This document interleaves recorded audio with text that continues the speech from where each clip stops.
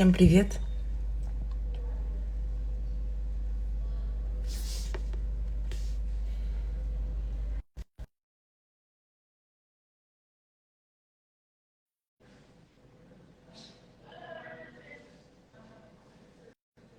Так, что такое?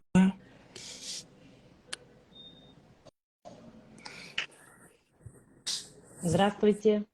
Меня Привет. слышно? Привет. Здравствуйте. Меня Да, слышно? хорошо слышно. Очень хорошо слышно. Видно, да? Отлично. Да. Ну что, мы начнем, да? Сейчас люди Да. подключаются потихонечку. Очень приятно видеть вас, Александра. Мне тоже Спасибо очень приятно большое. Да, познакомиться с вами. да. Спасибо большое, что согласились принять участие в нашем эфире.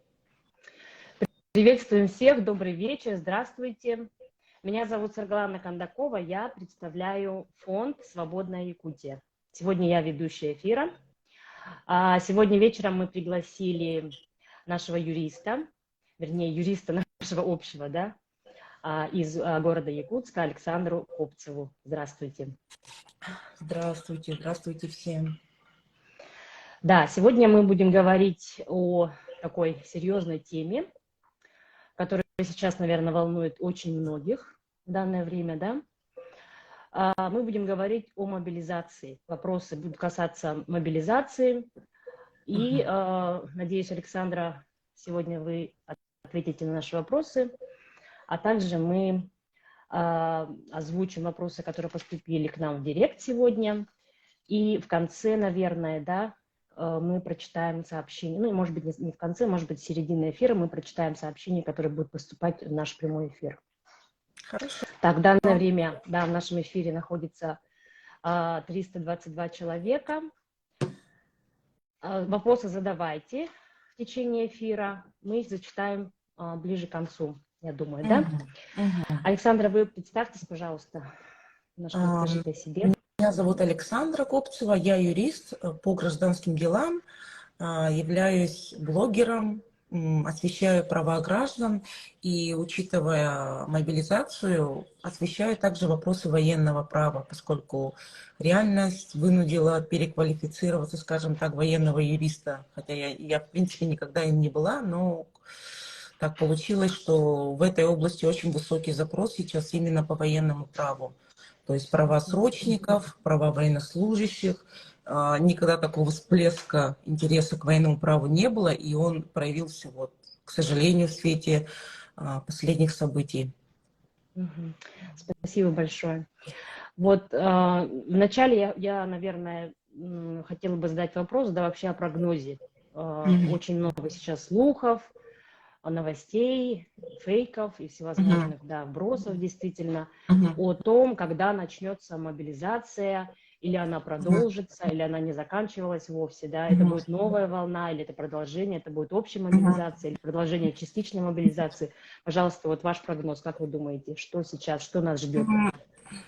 Я как думаю? Я думаю, что даже если мобилизация будет, по крайней мере, есть признаки, что она будет продолжаться в виде второй волны. Я думаю, что про это никто специально объявлять не будет для того, чтобы не вводить людей в очередную панику. Мы помним, какая паника была в сентябре, в октябре, ну вот прям страшное какое-то безумие творилось. Рейтинги очень сильно упали у президента, так или иначе, он о них беспокоится.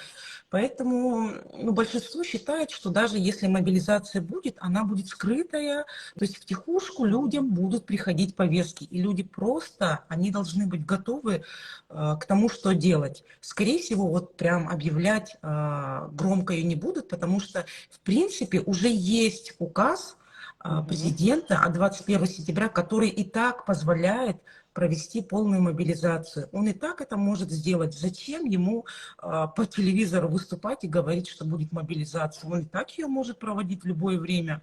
Там написано в указе, что в принципе сроков никаких нет, квот нет. Все квоты, сроки определяет Минобороны. Указа о том, что мобилизация закончилась и идет демобилизация, нету.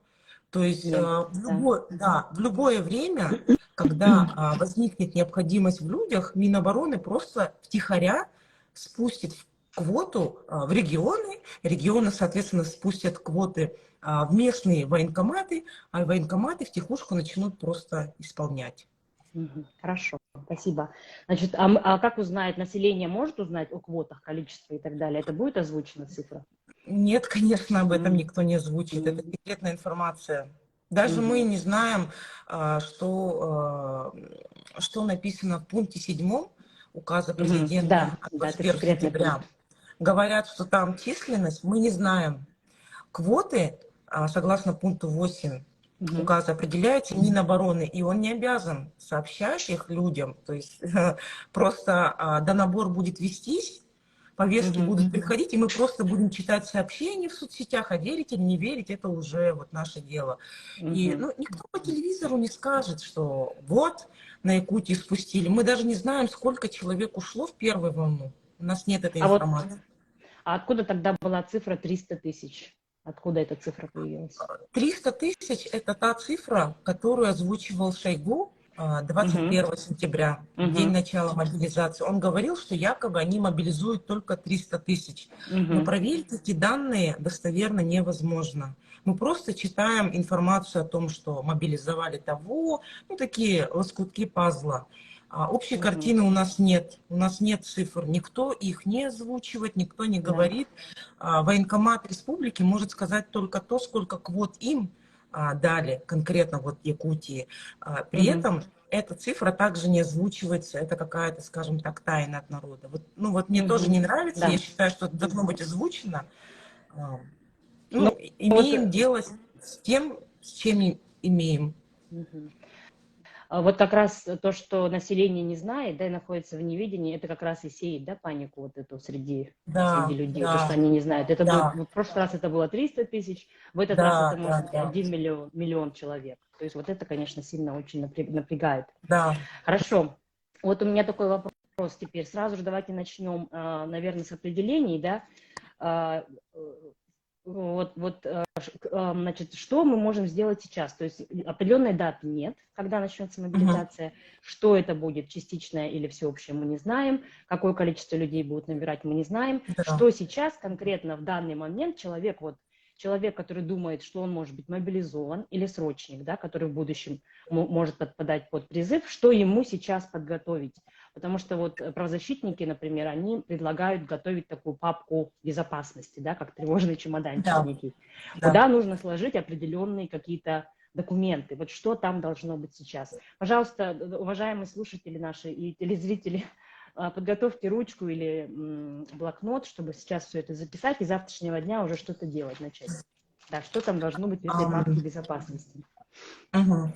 Так, ну, во-первых, нужно отличать понятие мобилизации и срочной службы. Да, Да, давайте. Мгм. срочная служба, у нее другой порядок, у мобилизации другой порядок, не надо путать. А, Смотрите, когда парню исполняется 18 лет, он должен пойти на срочную службу. Его Мгм. обязанность отслужить, она, по идее, до 27 лет. Сейчас Мгм. хотят поднять этот возраст, говорят, весной уже поднимут, уже все разговоры идут, законопроект, до 30 лет. То есть, грубо, до 27, до 30 лет человек должен служить на срочке, и пока он в срочке не служил, он не находится в запасе, то есть он не может быть мобилизован. Но его могут забрать в армию, это уже совсем Мгм. другое основание, там основания отсрочки другие. И, грубо говоря, если он до 27 лет, например, не отслужил по каким-то причинам, его перечисляют в запас. Если он отслужил, допустим, 22 года, то после службы его опять же перечисляют в запас. И вот те мужчины, которые находятся в запасе, отслужившие, не отслужившие, неважно, все мужчины в запасе до 55-60 лет, они уже мобилизуются. У мобилизации другие основания отсрочки, все другое, порядок другой, тут не надо путать. Мы сейчас пока Да, поговорим мы о поговорим. мобилизации. Да, Да, по давайте срочке, может, я мобилизацию. тоже затронем. Срочка Хорошо. тоже опасна. Срочка, по сути, это тоже скрытая форма сейчас мобилизации. Парней будут забирать, и понятно, что могут использовать так, как угодно. То есть никаких ограничений нет. Могут отправить на территорию новых регионов России, ссылаясь на то, что это теперь Российская Россия. Федерация. Да, Да. да. Мгм. Так, по поводу тревожного чемоданчика. А, да, тут важно просто, чтобы человек, мужчина, просто был готов, чтобы он знал, что ему делать. Допустим, слухов, ну, точнее, объявления не будет, но, допустим, конкретно ему индивидуально придет повестка. И Мгм. для него это не должно стать шоком, он должен быть просто готов, что ему делать. Он должен знать свои права, что он имеет право отказаться от мобилизации, что ему делать. Во-первых, он должен обязательно оставить доверенность на родных. Это первый документ, который все Какая вот советуют. доверенность должна быть? Генеральная или как она Желательно называется? генерально, достаточно даже судебной доверенности с правом подачи заявления, но многие мужчины делают прям генеральную на людей, которым они доверяют. Если доверие есть полное к человеку, конечно, можно оставить генеральную доверенность, шаблон у нотариуса Мгм. А составляется. можно ли указать в доверенности несколько человек, несколько Да, родственников? можно, Мгм. конечно, Хорошо. хоть То 10 есть одна человек. доверенность. Мгм. Это Мгм. первое, что должен сделать человек. Он Да, должен сходить к нотариусу, да, да. сделать доверенность генеральную. Да, Мгм. потому что может быть такая ситуация, что случилась облава, его поймали, и кто-то за него должен срочно подать заявление, иск. Такие ситуации Мгм. есть. На всякий Мгм. случай, мало ли. Ну и Да, мало ли, на случай мобилизации распорядиться имуществом, там тоже очень много да, вопросов. очень, да. Да. Мгм. Потом второе, загранпаспорт. Ну, я его всем советовала. Человек имеет право иметь два загранпаспорта нового образца. Один может быть старого, плюс один новый, либо оба могут быть нового образца на 10 лет. Мгм. Потому что, да, я знаю ситуации, когда человек срочно покинул территорию России в Казахстан, Мгм. но оттуда по внутреннему паспорту, но никуда не может уехать Мгм. дальше. И он все равно в заложниках, потому что он боится, что Казахстан в теории, если на него будет уголовное дело, могут его выдать России.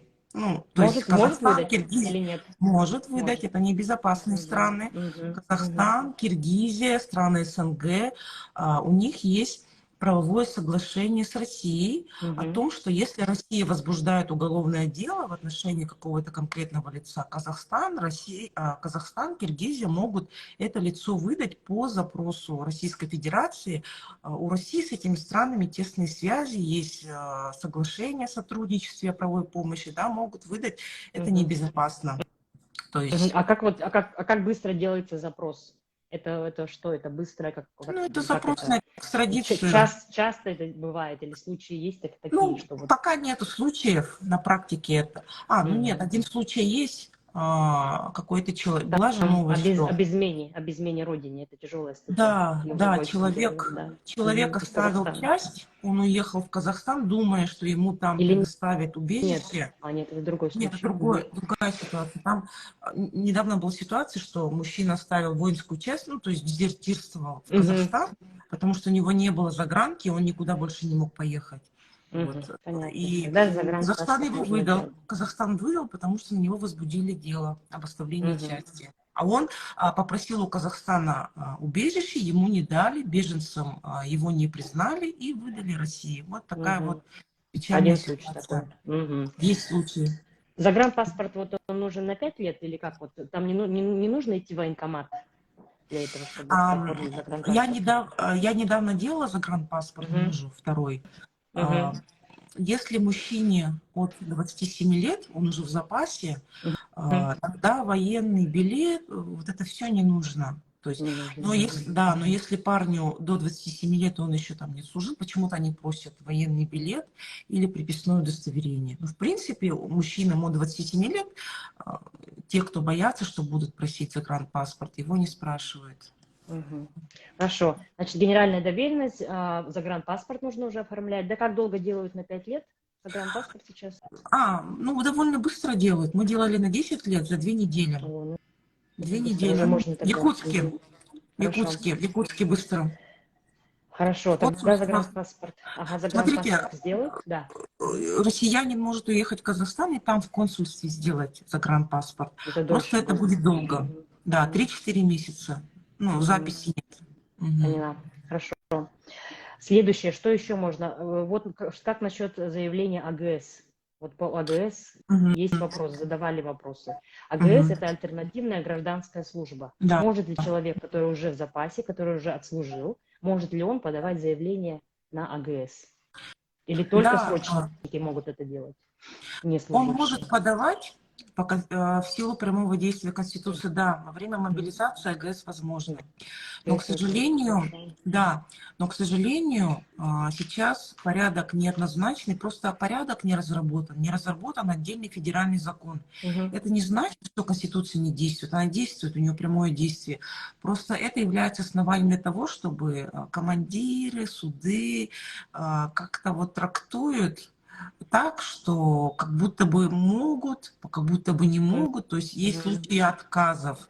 То есть это не очень легко выбить АГС по мобилизации, это не очень легко. Это точно возможно, но, к Мгм. сожалению, нет конкретного закона с конкретным порядком, как по срочной службе. Мгм. Поэтому, если человек будет иметь такое заявление на АГС и подавать его могут игнорировать. Да, такое Мгм. возможно. Но, Он может судиться и даже может проиграть суд. То есть кто-то выигрывает, кто-то проигрывает. но иметь такое заявление в этой папке лучше, да, лучше Надо. иметь такое заявление. Мгм. У меня То в есть оно, Телеграме. мгм. Мгм. Хорошо, мы сделаем ссылки на ваш Телеграм, где вот Мгм. все вот эти шаблоны, не шаблоны, да, а формы, да, заявления, как его писать. Мы сделаем в сторис ссылки по АГС. У меня Контак- образец был, чтобы Мгм. человек просто имел его про себя. Если человек, ну вот облава случилась, мужчину забрали, у него вот это заявление с собой должно быть, он его, Мгм. хоп, подал. Да, Хоп, подал, да. чтобы сразу же. Если, Мгм. да, если не принимают, просто нужно отправить по почте России. Если он лично не может по почте России ценным письмом с описью вложения отправить, он должен на кого-то ставить доверенность, и вот, например, на маму, Мгм. на жену оставил, и Мгм. жена может за него отправить в его интересах заранее подготовленное Мгм. заявление.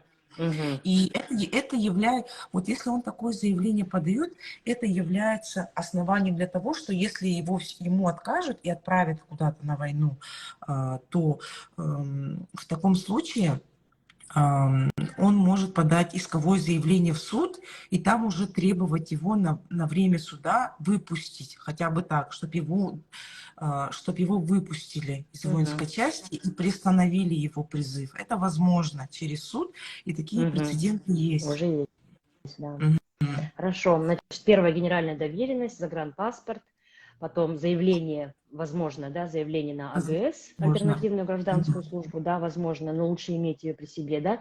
Что Мгм. еще может быть здесь, кроме вот этих трех Разобраться. документов? Мгм. Ну, вообще я раньше советовала подумать насчет имущества в случае Мгм. мобилизации. Ну, то есть это человек тоже сам решает, оставлять завещание, не оставлять, ну, на всякий случай, мало ли, да.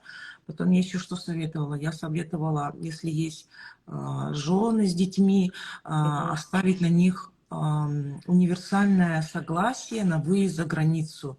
То есть, Мгм. Мгм. точнее, не на выезд за границу, а на въезд в определенные страны. Ну, может быть такая ситуация, что все-таки мужчину мобилизуют, а Мгм. женщина останется с детьми и никуда она не сможет поехать без согласия мужчины. Отца. Ну, Мгм. смотрите, да, на выезд из России согласия не нужно. Мгм. Согласие требуется на въезд в некоторые страны, чье законодательство это требует. Например, если женщина захочет поехать в шенгенскую зону, в Европу, Мгм. то там требуется нотариальное согласие отца. И если, допустим, вдруг случится, что там мужчина, отец пропадет, то, грубо говоря, она не сможет туда выехать. Потом в Мгм. Китае требуется такое согласие. В некоторые страны, не во все. На всякий Мгм. случай просто, чтобы оно лежало на 10-15 лет. Мгм. Понятно. Хорошо, да, это очень важный документ тоже. Кроме этого, вот еще что-то, например, вот чистые листы бумаги с ручкой, чтобы если, допустим, одним днем его увезли, допустим, в военкомат, да, Да. чтобы он имел возможность написать что на этой бумаге надо писать, жалобу, исковое заявление, Да. что конкретно. Мгм. А, Опять же, заявление на ГЭС должно быть с собой. Мгм. Если Ну, что, его вот подать. оно есть, Да, да, оно есть. да, Вот да. кроме этого, допустим, были нарушения при мобилизации, да, Ну, смотрите, воинской части он не сможет подать никаких жалоб. ничего уже, Поэтому уже ничего нельзя сделать. обычно, ну, поэтому должна быть доверенность на родственников, Мгм. возможно, контакты близкого юриста или родственник юрист. Мгм. Или Мгм. заранее какие-то жалобы готовы. У меня был в Телеграме примерный образец жалобы, как писать, Мгм. если у человека нет доступа к юристу. Понятно. То есть воинская часть, жалобу уже надо подать в военную прокуратуру, в приемную Да. президента, он же уже будет там. Ну, смотрите, мы еще поговорим о том, как не Да, да, мы оказаться поговорим. там. Да, Да, мы самое поговорим об главное этом. там не оказаться. Но если Да. все-таки человек отказался, он не сможет пойти своим ходом в военную прокуратуру, он не сможет Да. даже до почты дойти, его же будут там удерживать. Вот я, Вот, а вот да. если военкомат, а если это в военкомате происходит, его еще никуда не увезли, он еще не в сборном пункте, Ну, его его, просто привезли в военкомат, уже все, да, там нельзя а, будет ничего подать. Там когда как? Там, в принципе, дают 2 часа на сборы, тогда можно успеть. Ну, если Угу, за эти 2 часа успеет, но это тоже, угу. конечно. 3 часа на сборы, 2 часа на сбор. Ну, что человек там может успеть сделать? А Написать вот, жалобу? Нет, мгм. конечно, не успеет просто. А 3 часа на сборы это разве законно? Это незаконно, но по факту в законе Не прописано, да, не не прописано. прописан конкретный срок. Угу, Можно игнорировать это спокойно. угу. То есть такого нету в законе, что 3 часа и все. Но люди Понятно. боятся, люди думают, что если им сказали, значит надо слушаться. На самом деле нет, такого нет в законе. Хорошо. Давайте сейчас тогда мы пойдем по следующему, Мгм. ну, как бы алгоритм действий, да? Вот что Мгм. нужно сделать, чтобы не подписывать, чтобы не взять в руки повестку, что для этого нужно сделать? А, Какие меры предпринять? Начнем с самого начала. Да, задача мужчины, главное, это не попасть в военкомат. Все. Мгм. Это основная задача. Это Мгм. практически Мгм. 90% его Мгм. юридической Вот, безопасности. Если он самое главное. да, Мгм. если он повестку возьмет, пойдет своими ножками в военкомат, то я скажу честно, как юрист, например, мне как юристу очень будет тяжело его достать уже оттуда, к сожалению, без уголовной ответственности. Уголовная Мгм. ответственность как раз-таки для тех, кто своими ножками туда пошел, подписал, согласился, а потом решил отказаться. Поэтому лучше вообще не соглашаться сразу. Мгм. За отказ от явки по повестке нету ответственности. Ничего нет. Ни уголовки, штраф предусмотрен до 3000 рублей, но на практике даже его нет. То есть, по сути, Мгм. это очень легко избежать мобилизации, просто проигнорировав повестку. Можно даже ее подписать, но не пойти. Можно не подписать и не пойти. Можно сделать все для того, чтобы, в принципе, ее не получать. Можно жить не по прописке, можно уехать в другой регион, можно оформить отпуск по уходу и просто Мгм. залечь на дно. Да. Можно сделать все для того, чтобы не получать. Тут самое главное не вестись на манипуляции. Очень много психологических манипуляций. Давайте об А, этом поговорим. Мгм. Да, я заметила, что мужчины в основном вот первую волну пошли, потому что они думали, что их якобы ждет уголовная ответственность. То Мгм. есть это был специальный вброс такой. Да. Их все время пугают, вот не пойдешь, посадим в тюрьму. На самом деле такого нету, это миф. На Мгм. данный момент нет ни одного уголовного дела за отказ от явки по повестке в военкомат. То есть есть Мгм. случаи, есть случаи, когда вот одного человека, который не пошел по повестке в военкомат, на него завели уголовное дело, пришли к нему силовики, но в итоге это дело развалилось. Потому Мы что, видели все эту новость, да. да, в Это Уголовном очень. кодексе Мгм. нет дел таких, ну, то Мгм. есть нет статьи Мгм. подходящей. То есть на данный момент, вот на данный час такого указа не было, что если вы не явитесь по повестке в военкомат, за это будет уголовное преследование. Такого Нет, закона нет. нет, такого Хорошо, закона отлично. нет. Можно не бояться. Тут главное, не надо вестись на психологические манипуляции. Очень много еще Мгм. психологической вот такой обработки по телевизору, что это твой долг, ты обязан, ты что, не мужик. Ну вот много юридических бросов, что якобы будет уголовка, и много Мгм. психологических бросов. Очень Да. много вот призывов к стыду, то есть вот именно пристыдить человека, чтобы он а, именно пристыдить человека, чтобы проманипулировать им. Мгм. Манипулировать. Ну, да, и поэтому придумываются различные способы вручения повестки, да. Самое простое – это прийти в дом, в квартиру, да, и Да, через открытую дверь, так скажем, вручить очень. повестку, да, это самое Можно, простое. То есть, да. соответственно, самый простой способ – не открывать дверь и не получать ее. А есть еще способ, например, через работу, да, через отдел кадров. Вот с этим Да. что делать? Да, на работе сложнее. Если, например, в дом принесли, можно просто дверь не открыть. Мгм. Можно просто сказать, никого нет. Например, жена скажет, я не знаю, где он, уходите, все. Даже Мгм. полиции можно не открывать дверь. Мгм. Они имеют Если, право не открывать, и полиция да, имеет право не конечно, взламывать, допустим, да, не врываться конечно. в дом. Мгм. Понятно. Ну, полиции надо открывать дверь, если совершается какое-то преступление, там крики, пожар, только в таких случаях, в экстренных. Мгм. А в обычной ситуации у полиции нет никаких оснований входить в дом без разрешения лица. То есть даже если мужчина там, жена может спокойно сказать, да я не знаю, где он, кто вы такие, я вас Мгм. не знаю. Или просто не обращать внимания и просто, не Да. знаю, просто не открывать дверь. У нас, По- да. Мгм. Да, я перебила. Мгм. Мгм. Нет, говорите. У нас на странице фонда, да, были вот истории, да, публиковались, и как раз очень много семей, вернее, мужчин, они как раз избежали мобилизации вот этими простыми какими-то действиями, да, совершенно. Там жена сказала, он здесь не живет, и все, этого было достаточно, Да, чтобы человек не был отправлен на войну, конечно. представляете? То есть вот эти какие-то обычные действия, да, Да, люди девяносто настолько процентов. напуганы, да, 90% вернее, спасают человеку жизнь, вот такими обычными какими-то простыми способами. То есть вплоть до того, что а так можно было, что ли? Потому что люди настолько напуганы, что они открывают дверь, берут повестку, вручают, тут же начинают собирать там чемодан, свои носки и так далее. Да? То есть вот эти самые действия делает сам человек. Правильно? Да, То есть да. под страхом, психологическим страхом того, что ему, допустим, дадут срок 15 лет, да, когда вот эти все указы во Да. всех СМИ распространялись о том, что вас посадят в тюрьму, я буду всю жизнь там сидеть, Мгм. сидеть и все прочее. Конечно же, это все неправда. Хорошо, значит, мы не открыли дверь, на работу пришла повестка, отдел кадров вручает, и человек берет повестку, да, Мгм. и идет домой собирать свой чемодан. Мгм. Ну, смотрите, если дома, да, легче не получить, просто можно не Мгм. открыть дверь. А на работе так уже не прокатит. На работе так или иначе ее вручат. Есть два варианта. Можно отказаться от вручения повестки, Мгм. в принципе, ее не подписывать и все, да, Мгм. и никуда не идти. Есть второй вариант, все-таки подписать, взять и тоже никуда не пойти, сделать вид, сказать начальству, ну, в зависимости от его реакции, да, да, я пойду, пойти собираться, ну и не Мгм. пойти. То есть то Такие же тоже самое. были такие тоже Да, то же случаи. самое. Мгм. Повестка– это просто уведомление с просьбой Мгм. прийти. Это не обязательство, она не влечет уголовной ответственности. Мгм. Но максимум, если не пойти, ну, будет штраф. И то Мгм. его Опять нет на до практике. трех. Да, на практике еще Его нет нет на таких случаев. практике. Мгм. Никого не штрафовали, никого.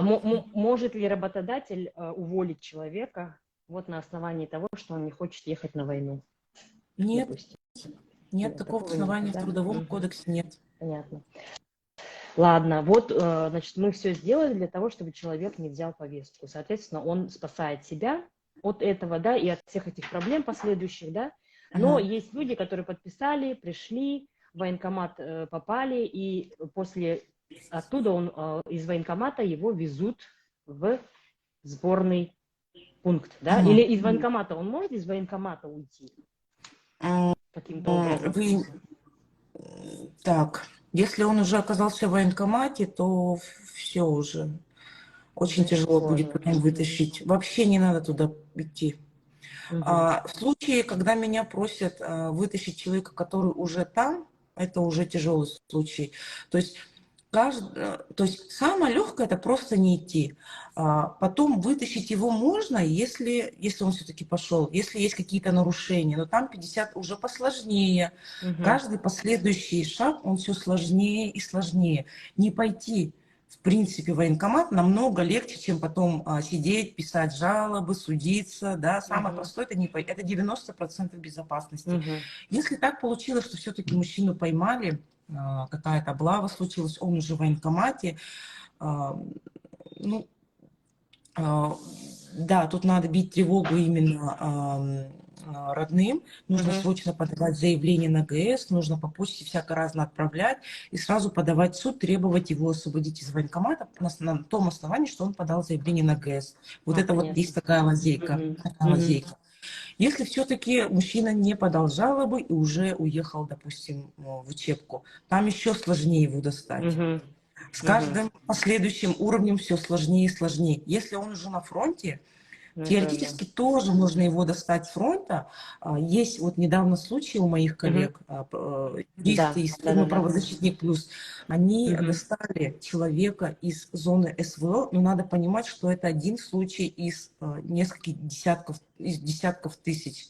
Это буквально один случай по Уже из сотен Якутии. тысяч. Да, уже из сотен тысяч. Да, то есть это редкость, это скорее исключение, чем правило. И проблема в том, что пока вот они судились, с человеком могло произойти все, что угодно. Мгм. Вот в этом проблема. Мгм. То есть лучше, в принципе, туда не попадать. Но я Мгм. понимаю, что в первой волне почему это не относится, потому что людей застали врасплох. Мгм. Расчет был на то, что люди не знали свои права. Да. Мгм. Самая главная вот статья в Конституции, которую люди должны прям выучить наизусть, какая при мобилизации? Ну, вот именно про АГС, что он имеет АГС это право. статья 59, да? Да, да, Статья 59. да. То есть ее нужно будет прям выписать себе и Да, прям давайте знать. поясню, Да, что такое ГС. давайте. Мгм. Это гражданская служба на гражданском предприятии. То есть случаи, когда люди освобождались из военкомата на основании подачи ими заявления об альтернативной гражданской службе. То есть такое в Конституции, что человек может придерживаться антивоенных взглядов. Это его Мгм. право конституционное. Он Этого может быть достаточно? пацифистом. Этого достаточно. Мгм. Этого достаточно. Мгм. Достаточно просто, чтобы он заявил о своих взглядах. Даже можно не доказывать. Можно просто сказать, я против, я не хочу. Ну, просто человек не хочет. Но это его право, но это его убеждение. Ну, не хочет он носить военную форму, не хочет носить оружие. Это его право. У него есть такое право. Мгм. Поэтому он может нести не военную службу, а альтернативную гражданскую службу, которая заменяет собой военную службу. И Мгм. если он подает такое заявление, то его должны отпустить. Но по факту в Мгм. военкомате 50/50 могут сделать, могут нет. Скорее нет, чем да. И тогда Мгм. он уже быстренько подает в суд и просит суд освободить его на время суда. Мгм. И это у Мгм. него будет такой вот люфт. Понятно. Вот давайте еще остановимся на том, насчет прав, да, вернее, на том, на поведении человека, да, что значит самозащита. То есть человек, хорошо, он против войны, да, скажем, он там, или против того, чтобы убивать, там, он не хочет умирать и Да. так далее. Это его убеждение по Конституции. Он имеет на это право, статья 59, да, по альтернативная гражданская служба. Вот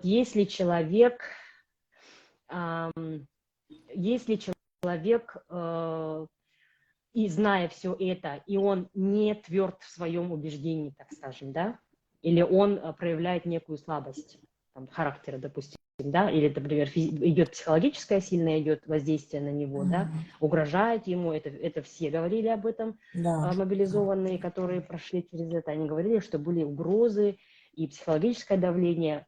Ну, насчет физического не знаю, они вообще применяют, да, физическую силу? Ну, Могут применять? пока в Были Якутии случаи? не Такого, было. по-моему, не Были было, да. облавы в Питере, в Москве. Да, Облавы то есть, были. то есть, получается, идет психологическое давление, как бы словесное, да, давление Да, на человека. словесное. И, да, и этого достаточно, чтобы человек сломался и сказал, все, ребят, я Да. иду, я не буду сопротивляться и так далее. И он идет спокойно, садится в самолет и летит на учебную часть. То есть вот как должен человек себя вести? Были случаи, когда отпускали даже из военкоматов людей, из сборных, Да, да, да. когда человек сильно, ну так по-простому, если говорить, скандалил, да, возмущался. То есть он не применял силу, он не оказывал, значит, физического, да, как бы не было никакого насилия по отношению к силовикам, но, тем не менее, он был очень тверд в своем убеждении, что он не Мгм. хочет ехать на войну. Он говорит, я никуда не поеду, я не буду Да, подписывать. Были случаи, когда человек там держался там там, грубо, да, за ножку стула, да, допустим, стула или стола, да. То есть вот с этим человеком впоследствии выяснялось, что такие люди, они каким-то образом избегали мобилизации. Вот этот алгоритм действий, он правильный? Как вот вести себя человеку? То есть да, правильно. возмущаться, там, не знаю, настаивать Ну, на этом, да? например, если мои права нарушают, я буду про это говорить громко, я буду скандалить, я буду требовать. Абсолютно Мгм. нормально. Ну, то Мгм. есть надо же грызть зубами, требовать свои права. Например, ну, если бы я была в такой ситуации, конечно, я бы говорила, я не согласна, Да, я Мгм. бы прям Мгм. кричала об этом, я бы там, не Почему, знаю, почему, пыталась спорить. мгм. Почему Я же это имею работает? право. Почему это работает? Я не Такое знаю, поведение. на практике так работает. Я сама просто знаю, что это очень хорошо работает и частенько в своей деятельности использую. Я знаю, что если мои права игнорируют, стоит немножко проявить настойчивость, даже Мгм. не обязательно скандалить, стоит настойчиво сказать, я точно знаю, что вот у меня Вот. такое право, я точно знаю, я уверена. И Мгм. в И, большинстве да, случаев это да, работает.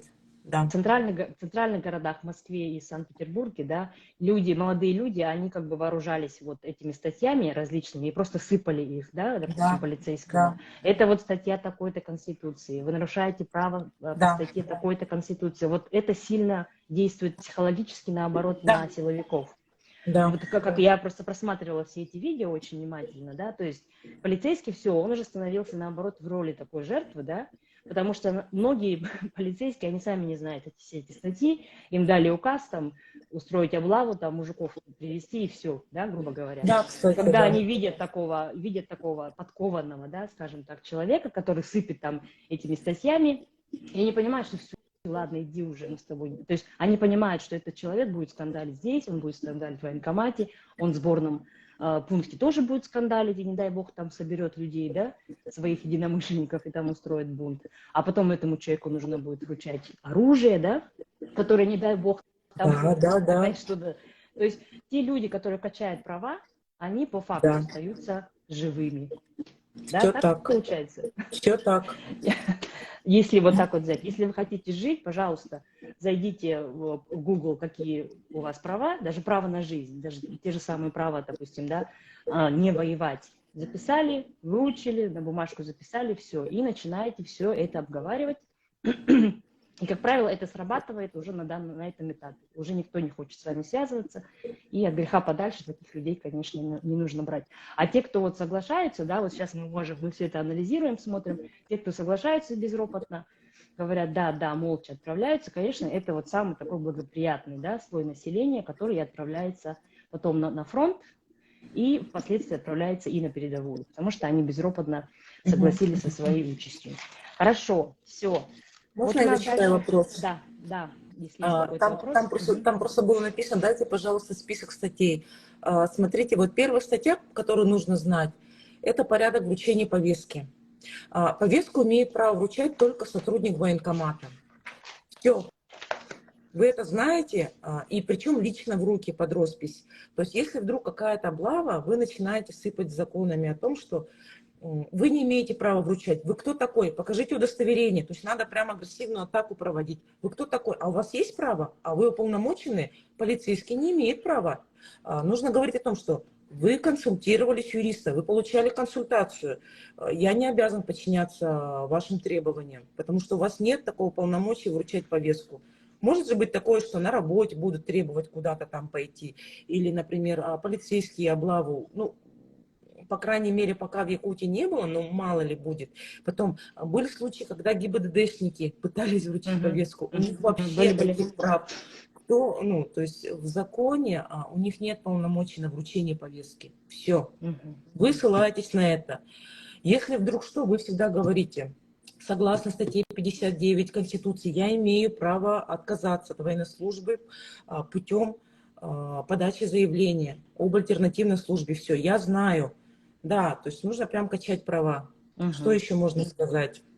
А вот А, отдел кадров же может вручать или не может тоже? Тоже военкомат, да, только должен быть? Отдел кадров может вручать, но в таком случае вы говорите, я имею право по закону отказаться от подписания повестки. Хорошо, я поставлен в известность, хорошо, я могу не подписать, это мое право. Даже вы можете взять ее и просто проигнорировать. Я же объясняю, ничего не будет, вы просто должны знать, что у вас есть право отказа. Почему люди думают, что это как приказ? Это не приказ. Мгм, Повестка – это не приказ, это не обязанность, это просто пришло письмо, и человек думает, что это, ой, там, приказ мгм, спустились сверху, я должен, мгм. ой, Меня ой, объявят ой, в что... розыск. Вот это вот самый главный А, страх. Меня объявят в розыск. никакого, вот, еще смотрите. Потом Мгм, следующее, на что говорят. Очень много людей было у меня на консультации, Мгм. и представители администрации говорили, а, Мгм. ну хорошо, мы на тебя заведем уголовное дело, если ты отказываешься. Мы тебя объявим в розыск. Мы сейчас в полицию напишем. И человек от страха шел в Мгм. военкомат, веря вот Мгм. этим словам. Надо четко знать. Вы вводите меня в заблуждение, вы говорите неправду. Я консультировался у юриста, я Мгм. точно знаю, никакого розыска быть не может. Покажите мне статью, покажите мне пункт, где написано, что меня объявляют в розыск. Мгм. Человека не могут объявить в розыск, не могут завести уголовное дело, просто потому что такой статьи в законе нет. Это просто все выдумки. Есть понятие поиск человека. То есть, да, есть такое, что когда военкомат много раз пытался вручить повестку и, там, допустим, не нашел человека, он может по письменному обращению попросить полицию посодействовать ей Мгм. во вручении повестки. Все. То есть полиция может точно так же, как сотрудник военкомата, искать, пытаться вручить повестку. На этом ее полномочия заканчиваются. То есть она может вручить повестку и все. И точно так же ее можно проигнорировать. Мгм. Это не розыск. Почему люди думают, что это розыск? Нет, это не розыск. Розыск может быть только уголовным, если заведено уголовное дело. Никакого уголовного дела здесь нет. То есть нужно просто говорить, вы врете мне прямо в лицо. Вы что, пытаетесь мной манипулировать? Вы что такое говорите? Покажите пункт. Что? Ну хорошо, давайте мне вашу повестку. Подписывать ее я не буду, я знаю, что с ней делать. Вам не Мгм. важно знать, что я буду с ней делать. Я Мгм. сам решаю, идти, не идти. Я уже консультировался. Ну вот четко вот Да. так говорить. Все? Качать права. Все. Мгм. Или вообще дверь не открывать. Кто вы Еще лучше. такой? Мгм. Да. А вот что такое уклонение от мобилизации? Вот это и есть уклонение от мобилизации? И что за это будет? Нет, такого понятия нет. В законе такого Почему-то нет. люди, Мгм. нет, люди думают, что неявка по повестке это якобы есть уклонение от мобилизации. Это не Мгм. оно. Недавно была новость от Тумусова о том, что якобы он Да-да, хочет предложить амнистию. какую-то амнистию для уклонистов от мобилизации. Причем под уклонистами он понимает людей, которые отказались от явки по повестке или которые выехали за границу. Мгм. Нет, выехавшие мужчины за границу не ограничены в своем праве выезда, они не являются уклонистами по российскому законодательству, такого понятия даже нет, Мгм. не ограничены даже в своих убеждениях, в праве передвижения. Более того, закон даже позволяет человеку просто не являться по повестке без каких-то последствий. Мгм. Такого нет. Понятно. Есть уголовная ответственность для тех, кто уже явился, и для тех, кто уже мобилизован. Вот тут уже, конечно, Все скажем так, сложно. тяжеловато. Мгм. Можно отказаться, в принципе, от службы, когда Что человек грозит? уже мобилизован, но, возможно, будет уголовная ответственность за отказ, потому Сколько что лет? 24 сентября там, в зависимости от статьи, в основном до 3 лет, Мгм. но некоторые тяжкие статьи, вот если прям отягчающиеся обстоятельства, в некоторых случаях до 10. Но в общих, в основном это до 3 лет, в основном. То есть не Если так прям человек много. покинул учебную часть, да? Да. Мгм. Его кто-то ищет? Ну, есть такие случаи, да, что вот якутянин один сбежал через дырку в заборе, на Его него нашли? завели дырку. Я не знаю, нашли его, нет. Но вот мне человек писал один, он Мгм. говорил, что якобы его нашли, не знаю, правда это или нет, потому что я не могу проверить Мгм. достоверность. Мгм. Якобы завели дело. Но тоже это какие-то редкие случаи, да, получается? Потому что мы знаем, что люди уходят с воинской части, а что с ними Да, происходит дальше, никто не знает. И да, ищут ли их, заводят ли на них дело, да. тоже неизвестно. Вот это один случай был, якутянин сбежал через забор. Ну, Если есть человек такая практика, просто не мгм, массовая. не Вообще, массово, да, да. заводят дела. Но тяжеловато, но в принципе тут человеку просто нужно уже будет сделать выбор или Мгм, уголовная ответственность. То есть из двух зол надо выбрать меньше, взвесить риски. Что хуже? Вот этот путь нехороший или другой путь нехороший? Просто логически подумать. И мгм, подумать, в каком случае у него больше шансов остаться в живых. в живых. Да, Мгм. в То есть каком на случае чаше больше. весов жизнь, да? Жизнь человека, Мгм. прежде всего. Если человек покидает воинскую часть, не воинскую часть, не в смысле не учебную часть, а воинскую уже на фронте, Но что за это это уже будет? уголовное. Мгм. Это уже уголовное. И срок То есть там там до 3 лет, ну, я вот и говорила, отказ от не, боевых действий. не 10-15 лет лишения свободы. 10-15 лет это другие составы, там немножко по-другому было. Я вот сейчас точно не Мгм. помню. Мгм. А, Именно отказ от боевых действий там было Боевых до действий. 3 лет. Мгм. Да, и Но в это новостях тоже тоже уголовное, писали, да, грозит действие? до 3 лет. Да. Мгм. Но там опять же, во-первых, нужно понимать, что а, риск уголовной ответственности не Мгм. является стопроцентным, Мгм. потому что человека нужно найти. На человека нужно возбудить уголовное дело. На человека нужно выделить целый штат сотрудников. Мгм. Нужно выделить следователя, который будет этим заниматься. Следователей у нас ограниченное количество, то есть прям на всю Россию, прям много-много следователей. То есть Мгм. нету такого, что это легкий процесс, это не конвейерное производство. Мгм. То есть надо завести дело, расследовать, доказательства, потом довести до суда. Пока дело будет доведено суда, да, человека, скорее всего, ну, в СИЗО могут поместить. Потом, то есть это не такой легкий процесс. Потом мы не знаем, что будет в будущем. Возможно, будет какая-то амнистия для тех, Мгм. кто попал под данные статьи. Это не исключается. То есть, возможно, все. Тут надо просто взвесить риски, что хуже. Это я говорю именно про тот случай, когда человек все-таки дошел до военкомата и мобилизовался, не послушал юриста, Мгм. вот, и все-таки решил пойти в военкомат, что-то там уточнить или вот Мгм. по повестке. Это вот такие случаи уже. Мгм. То есть наша задача как бы сейчас, да, убедить людей в том, чтобы они не шли просто в военкомат. Как бы это Да, просто звучит, но это просто, разрешает очень много проблем, да, в будущем. да, 90% успеха 90% это и очень высокий безопасности. процент. Мгм. Спасибо большое. Вот сейчас, мне кажется, нужно будет по вопросам, да, быстренько пробежаться. Ам, Вот мы сейчас можем... Да, эфир будет сохранен. Постараемся, да, Александр, сохранить эфир с вами. Поступало разных много вопросов касаемо там тех, кто уже там, вот как вернуть отца 3 детей, Мгм. потом вот новость о том, что многодетных отцов сейчас будут забирать. Вот это вот Мгм. прокомментируйте, пожалуйста. А, Да, есть случаи, когда мобилизовали многодетных Мгм. отцов, но тут люди должны были подать уже исковое заявление в суд, почему это до сих пор не сделано. Мгм. Есть же прецеденты, когда людей прямо в суде выходило решение о том, чтобы освободить их от призыва. Такие прецеденты были по Мгм. стране. То Мгм. есть сразу как вот, если человека забрали, и при этом у него есть право на отсрочку, например, та же многодетность, ну, пускай это в законе не закреплено, но, по крайней мере, были указания Генштаба, нужно сразу подавать родственникам или доверенному юристу Мгм. исковое заявление в суд об обжаловании призыва, о том, что его незаконно забрали, и требовать суд принять обеспечительные меры по данному иску в виде приостановки призыва и Мгм. выпуска человека. Такие Мгм. есть прецеденты, это возможно.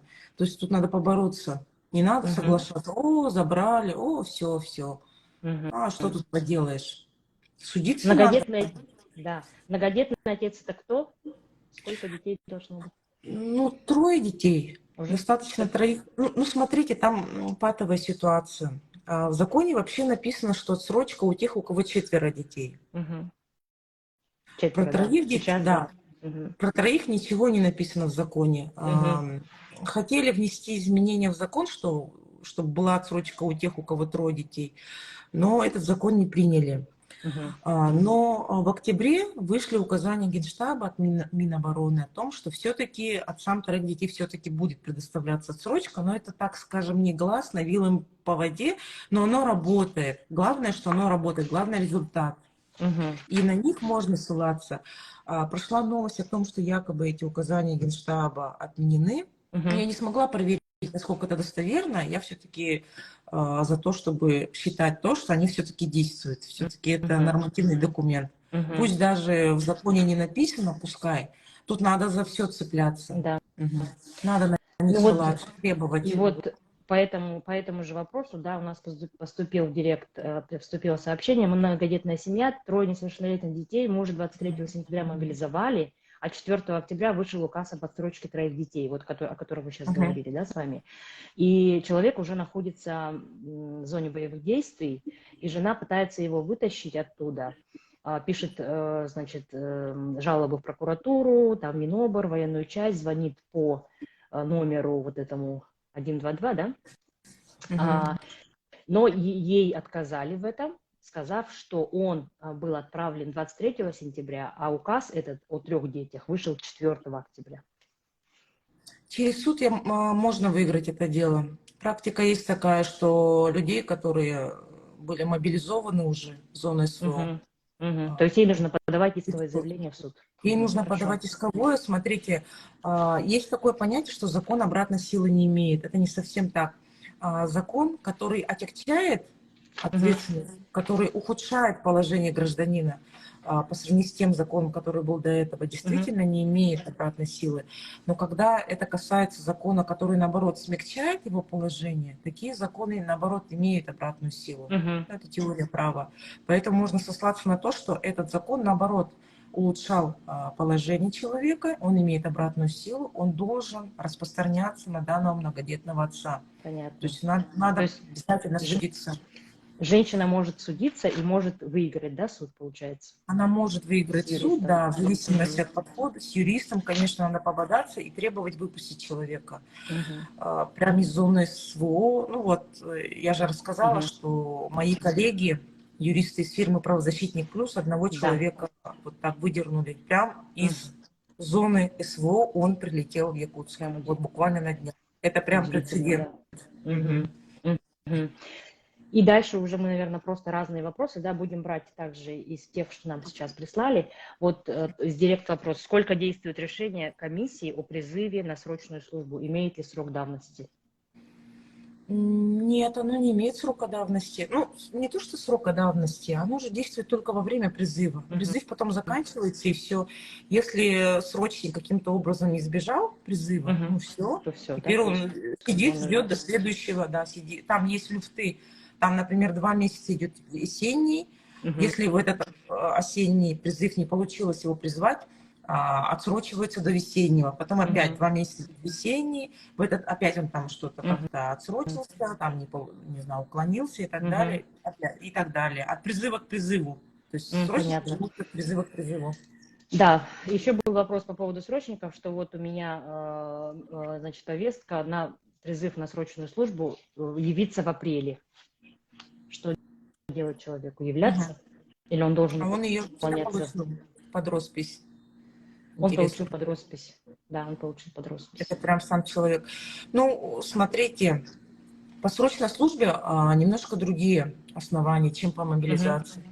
А по мобилизацию понятия уклонения нет, то есть можно спокойно не являться по повестке. По срочке немножко не так.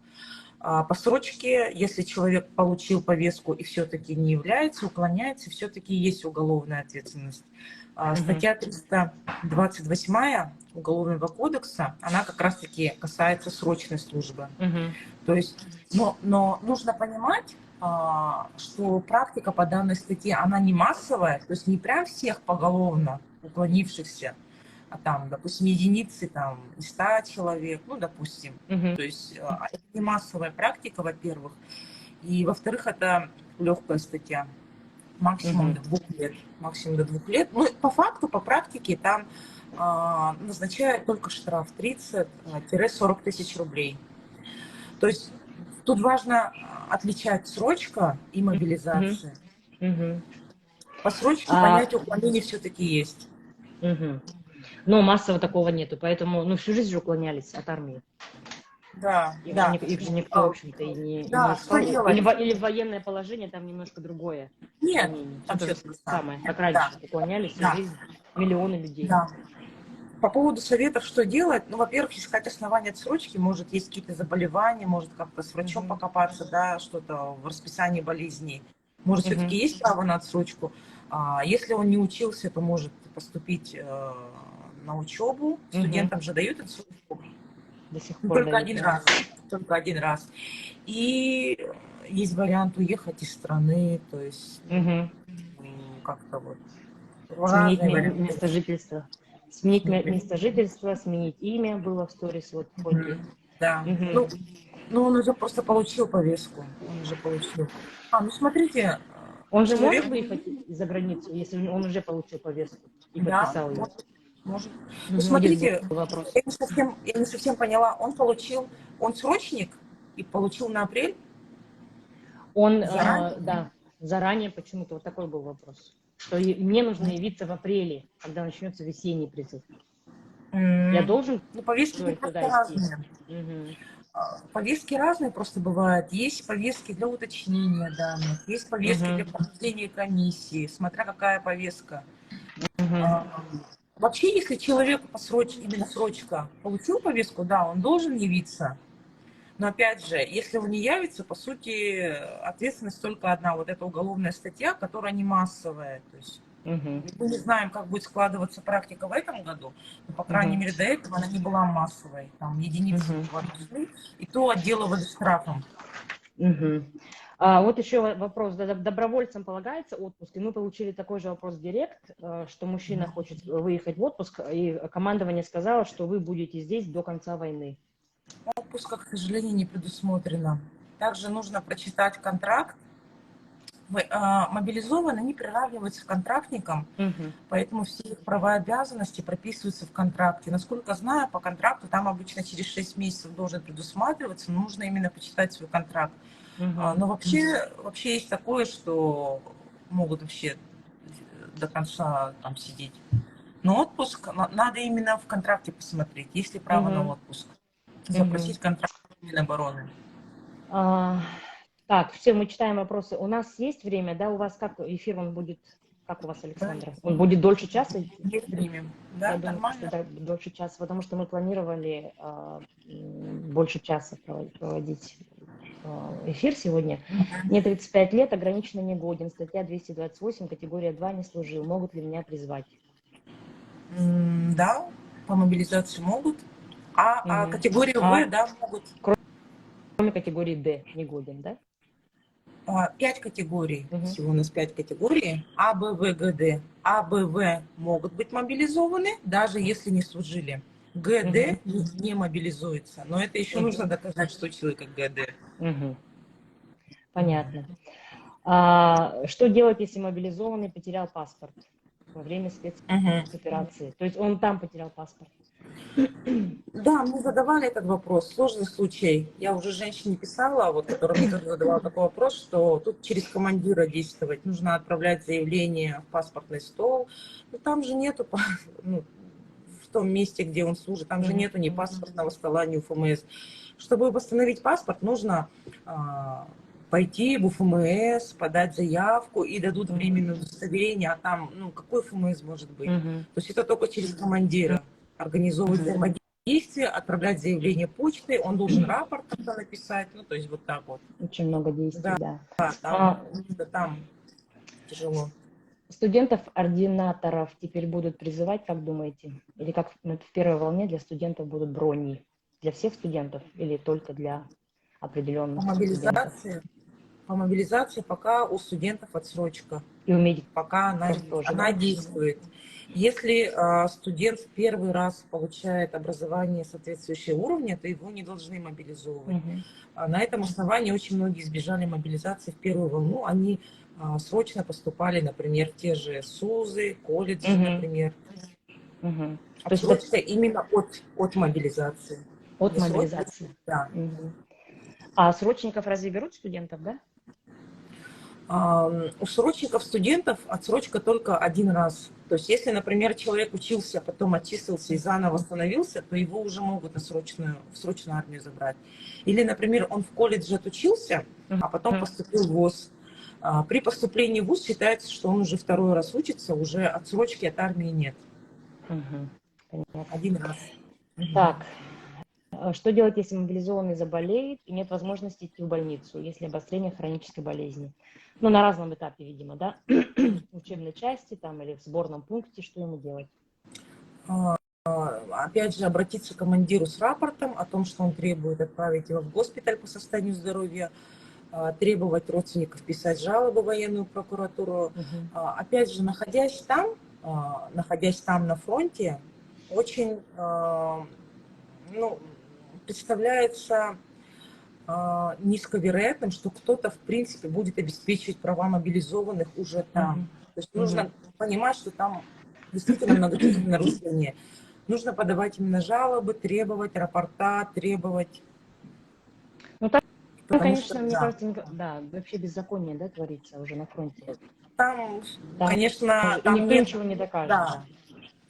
там просто же нету наблюдения, то есть Мгм. нету ни юристов, там, суды там не работают, нету, ну, то есть жалобу в прокуратуру, опять же, могут только родственники подать, сам человек Мгм. не может ничего сделать, то есть у него руки завязаны, поэтому нужна То есть, доверие. да, то есть основная идея сегодняшнего вот эфира, да, сделать так, чтобы человек вообще не попал в военкомат изначально, потому что на гражданке отстаивать свои права, конечно, в разы легче. Еще тяжелее, еще Так, тяжелее. если первый военный билет был получен в 35 лет по вхождению в гражданство РФ, имеет ли право сейчас повестку выписать, если не служил никогда? Да, ну, по мобилизации, да, Не служившим, да, тоже? да, не служившие Мгм. тоже в запасе, Тоже могут быть, да? да. Сыну поставили категорию А, но у него хронический гнойный синусит и крапивница. Как это исправить? Он в этом году заканчивает вуз, и какие организации в республике могут забронировать? То есть бронь получить. Бронь это освобождение от мобилизации. Ну, это же разные основания, подождите, бронь это одно, по состоянию здоровья это другое. Кто выписывает Бронь. бронь и на каком основании? Сначала женщина сказала, У нее что состояние здоровья, сын, да, да, хронический, да, есть заболевание. да. Может ли он получить, но это не основание для получения брони, да?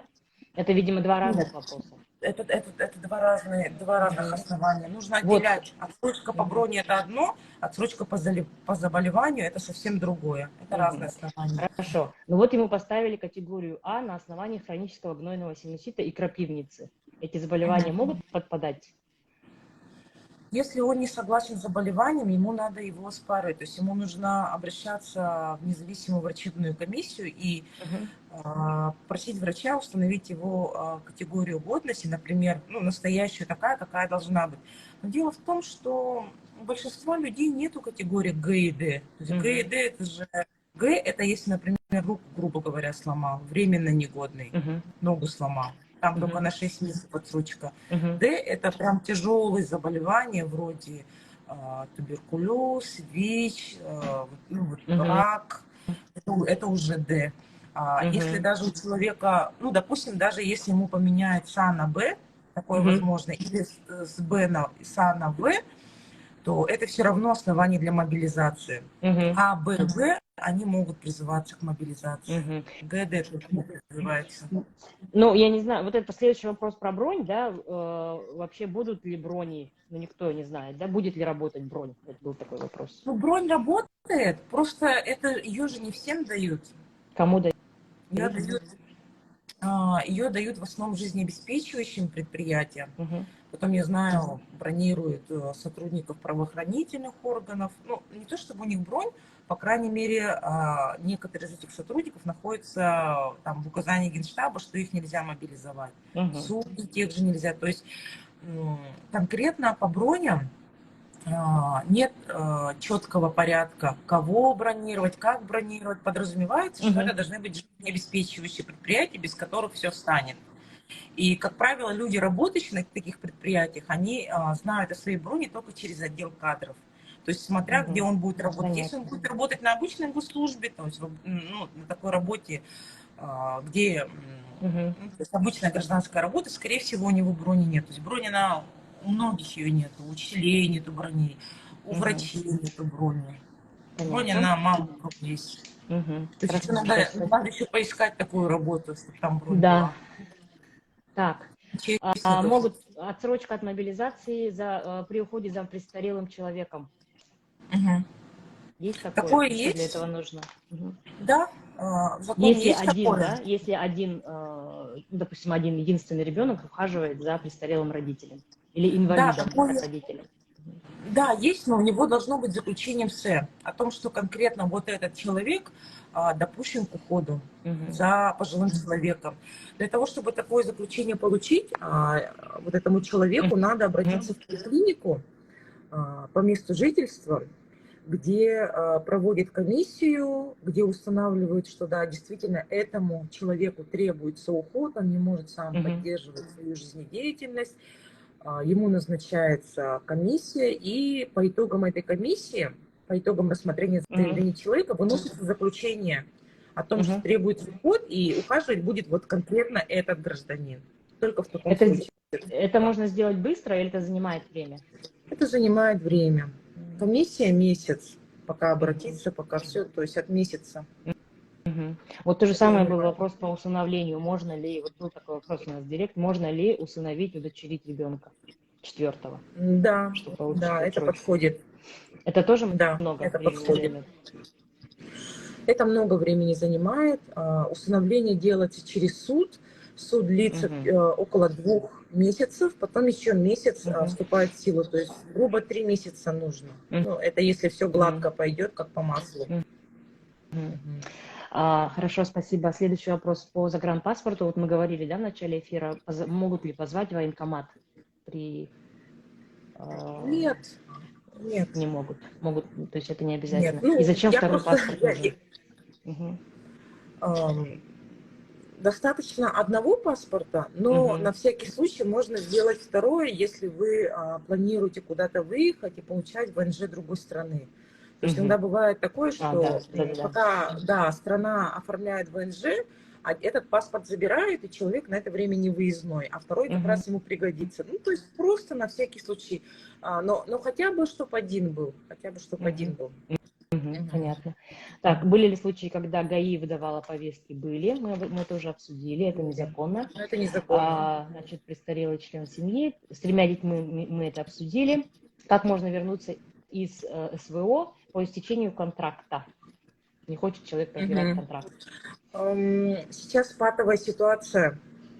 Дело в том, что в указе президента от 21 сентября написано, что контракты, по сути, не расторгаются во время мобилизации. А указа о завершении мобилизации не было. То есть есть случаи о том, что у людей контракт закончился, их не отпускают.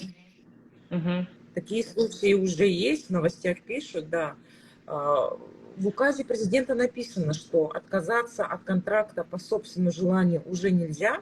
Можно отказаться только если смерть, если какое-то тяжелое ранение, то есть, понятно, уже все, человек негодный, то есть просто уже там ранение какое-то, и то с ранениями и то отправляют назад. И что-то еще одно было.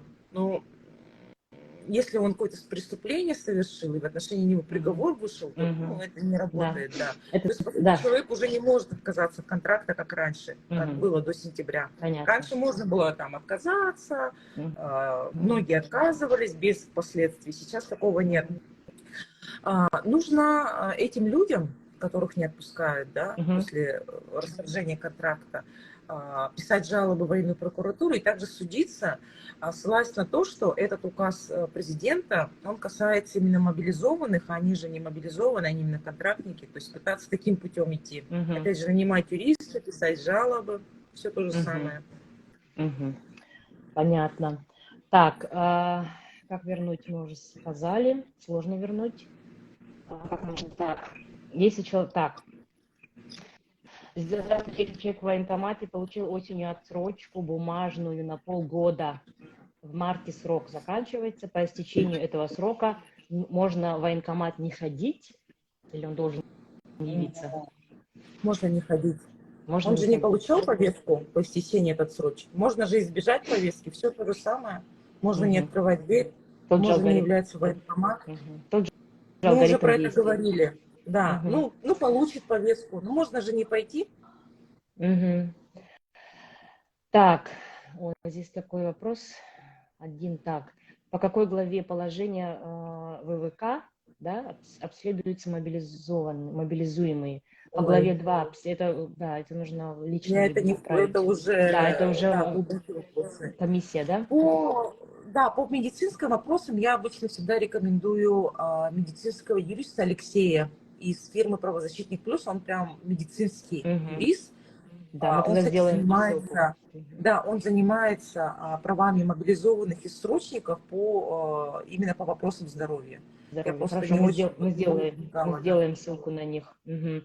Так, вопрос, видимо, не к нам. Как долго будет длиться СВО, когда все закончится? Значит, Да, врачей это могут начать принудительно мобилизовать, как вы думаете? Вот в эту волну.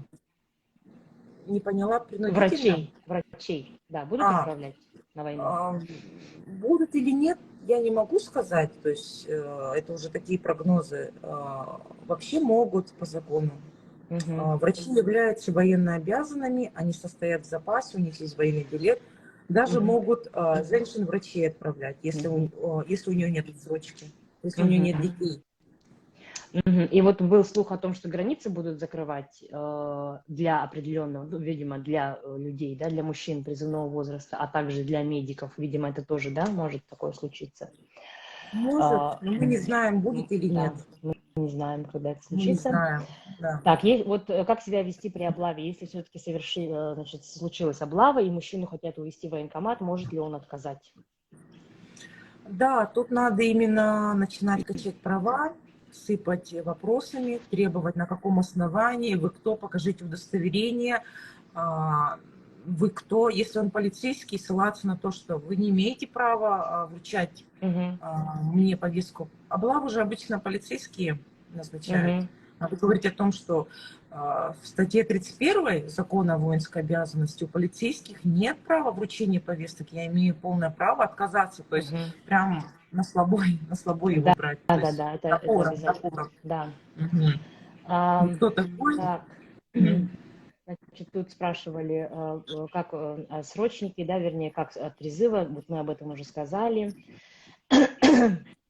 Так, загранпаспорт есть. Если я потерял военник, заберут ли меня? Ну, утеря военного билета не является основанием для освобождения от мобилизации. Мгм. Человек все То равно есть, состоит в запасе. и он есть в базе данных, да, сейчас идет Ну, цифровизация вот да, базы даже данных, если... он в Да. военкомате есть. Мгм. Хорошо. Ой, вернее, ничего хорошего, конечно. Так, как вы так, многодетного отца мы сказали. А, Список статей на заметку в посте. Надо будет нам список статей, да, составить, Александра. Да. Видимо, как-то в сторис это Кстати, обозначить. да, Да, потому пост что можно люди, написать. конечно, даже пост, может быть, со списком статей мы сделаем. Как вернуть из госпиталя после ранения? Вот к нам обращались, кстати говоря, в директ, часто Да, мне обращаются было раненые, такое. которые, да, не хотят возвращаться на войну. И что вот им делать? Тяжелое ранение является основанием для комиссования и прекращения контракта. Но дело в том, что вот тяжелость ранения кто определяет? Военно-врачебная комиссия. По факту, кстати, ее не проводит, это нарушение. Мгм. То есть человеку в госпитале говорят, у тебя ранение легкое, все, мы тебя отправим назад. У меня просто Мгм. были такие клиенты, мы с ними писали жалобы, да, то есть все-таки мы по нашим жалобам смогли добиться проведения военно-врачебной комиссии. Мгм. Ну, там уже зависит от того, что именно ВВК скажет. То есть, Мгм. когда человека удерживают в Мгм. госпитале и Мгм. не устанавливают характер ранения, то есть Мгм. тяжелое, легкое, это может только комиссия установить, нужно Мгм. писать жалобу в военную прокуратуру, возможно, даже в суд, на то, Мгм. чтобы проводили военно-врачебную комиссию и по жалобам в разные инстанции. Мгм. Следующий вопрос. Так, все нормально, да, со связью? Мой муж не служил в армии, но военный билет в военкомате как можно забрать без проблем? Ему нужно для официального трудоустройства. При этом трудоустройстве требует, да, военный Военный билет? билет пусть попробует жена по доверенности Мгм. забрать. Можно же отправить кого-то по доверенности. Мгм. Может получиться вполне. Мгм. Хорошо. А при увольнении не нужно идти, да, в военкомат? Нет. Мгм. Кстати, почему людей при увольнении отправляют в военкомат и Мгм. требуют какие-то отходные листы? Я Мгм. просто сама в бюджете работала и знаю, что когда увольняешься, постоянно просят какой-то листок заполнить, что-то там. Это Это не вообще, нужно делать. это Мгм. вообще не нужно, это незаконно. То есть То есть ничего это не требуется по Мгм. закону. Можно полностью игнорировать, даже можно обходной лист не заполнять. Они Мгм. обязаны выдать расчет, выдать книжку Мгм. последний день. Понятно. Мгм. То есть опять требовать, да? Снова требовать. Конечно. Ну, Мгм. дело в Понятно. том, что если работодатель не выдает расчет и не выдает трудовую книжку в последний день увольнения, то для него предусмотрена ответственность, и он обязан платить неустойку за каждый день просрочки. Он не прав. Мгм. Там не Понятно. важно, обходной лист, не обходной лист, пошел в военкомат. Этого нету в Трудовом кодексе. Это просто Мгм. такая незаконная практика. Мгм. И вот еще по раненым, да, у нас были сообщения, ранен, через месяц меня отправляют назад на войну, я хочу уйти из больницы. Человек хочет убежать, сбежать из больницы. Как он может пересечь границу? Сколько у него дней до того, как его будут искать? Конечно, такие вопросы Ну, он может это страшные. сделать, просто он должен понимать, что есть риски уголовной ответственности. То Мгм. есть тут надо, Мгм.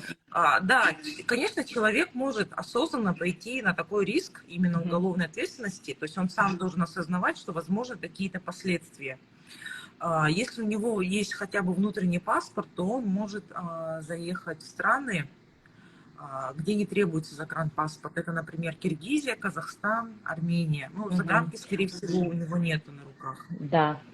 Ну, у нас был парень с загранпаспортом, и у такого человека есть 48 часов, да, что его не будут разыскивать. 2 дня на то, Нет, чтобы... такого нету. Такого Сразу нету, могут да? разыскивать. Нет, такого нету. Мгм. Так как Понятно. повезет, так Мечтал. повезет. Повезет, не повезет, 50 на 50. Может, вообще Мгм. забьют на него, и никто не будет искать. Такое возможно. А может быть, Мгм. ну, может быть, Сразу действительно сразу забьют рапорт тревогу. отправят, Мгм. да. Зависит от расторопности командира. Мгм. Может быть, такие Так, будут, что не обратят внимания. мгм. Мгм. Тут много вопросов вообще о СВО было, о войне, но сегодня у нас мобилизация, да, вот мы поэтому стараемся вот как бы возвращаться к этой теме. В сельских поселениях военкомат ведут специалисты местной администрации. Это законно? Ну да, такое есть. Там в статье 31 Закона о воинской обязанности написано, что функции, да, вот эти по вручению Мгм. повесток выполняют сотрудники военкомата, либо должностные лица, уполномоченные на ведение воинского учета, и как раз-таки же в УСах нету Мгм. военкоматов, поэтому, в принципе, сотрудник администрации может вручать, но у него должна быть доверенность от военкомата с полномочиями на право вручения повесток, что он должен доказать вообще, что он сотрудник администрации, что у него есть такие полномочия, не просто так пришел и начал вручать.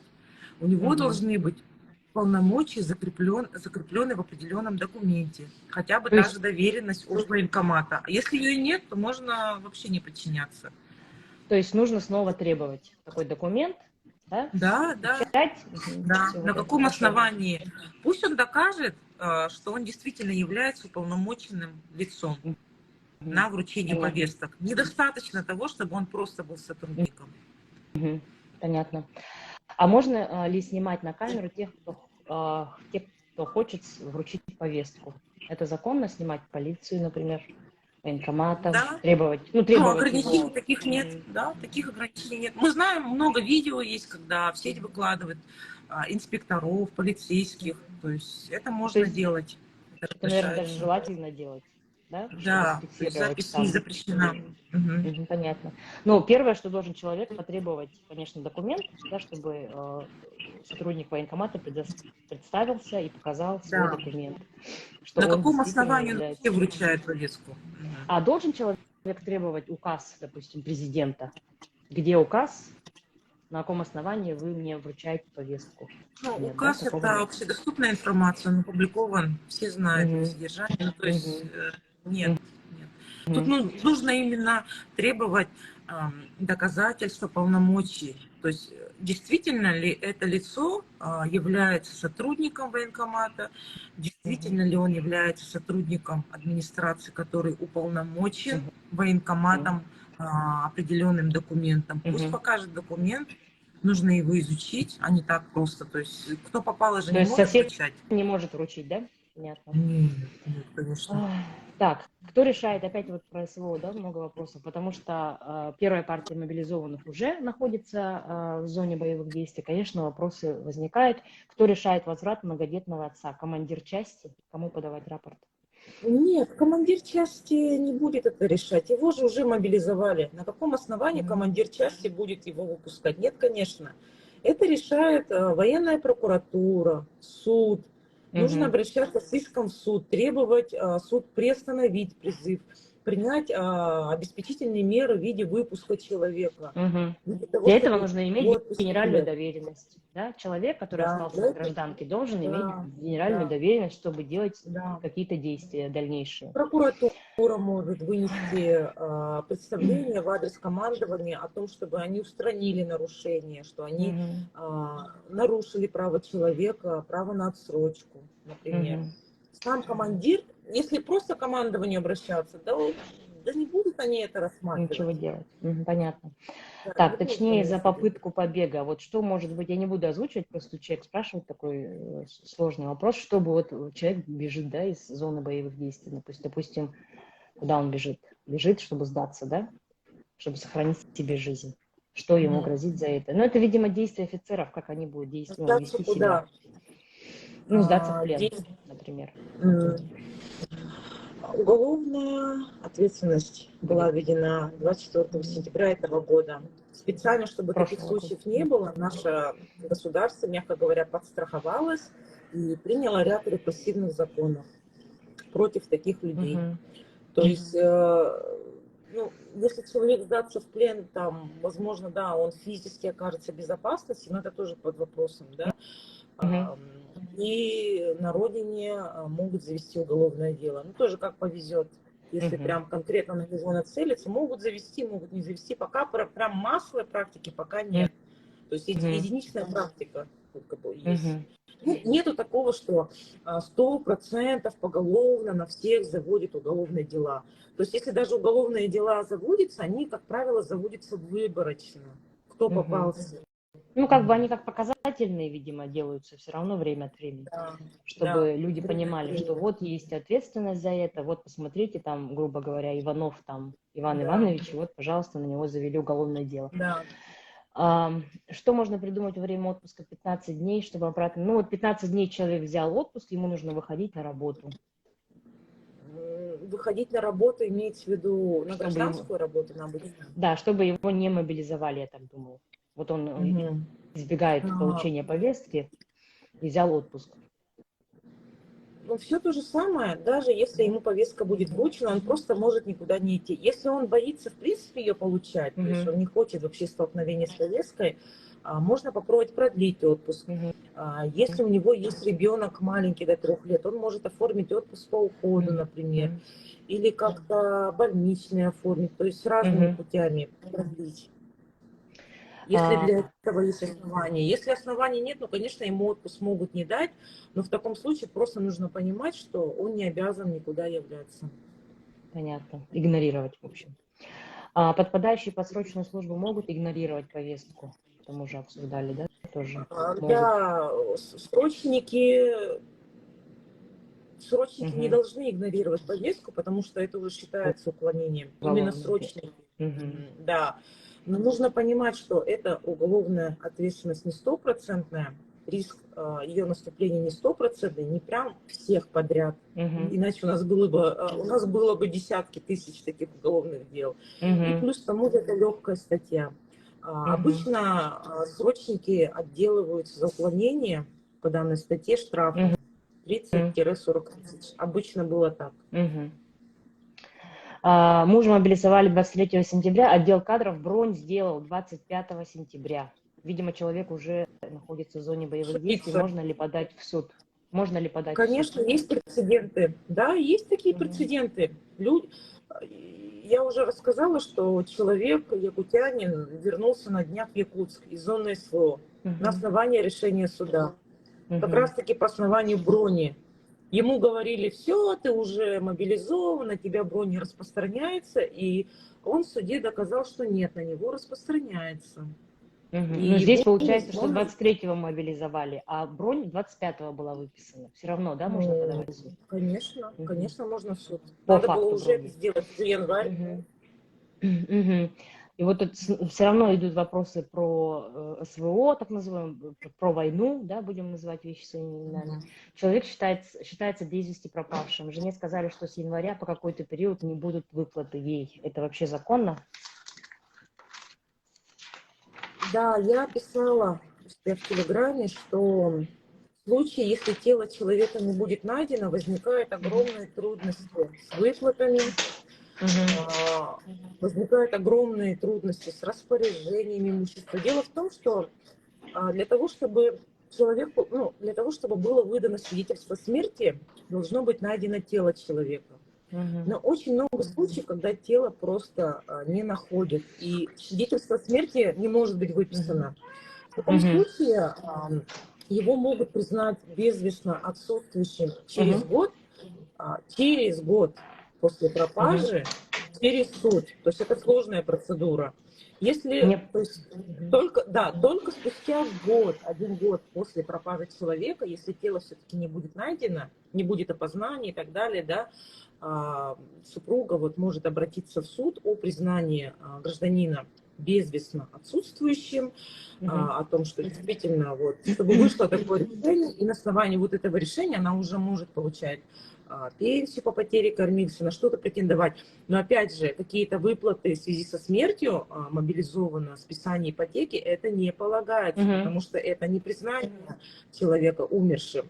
И только если Понятно. пройдет по поводу признания судом человека умершим, Мгм. должно пройти 5 лет, но в случае с военными действиями не менее 2 лет после окончания боевых действий. То есть, представляете, допустим, боевые действия будут длиться, допустим, 5 лет, и только когда они закончатся, дается 2 года на то, чтобы...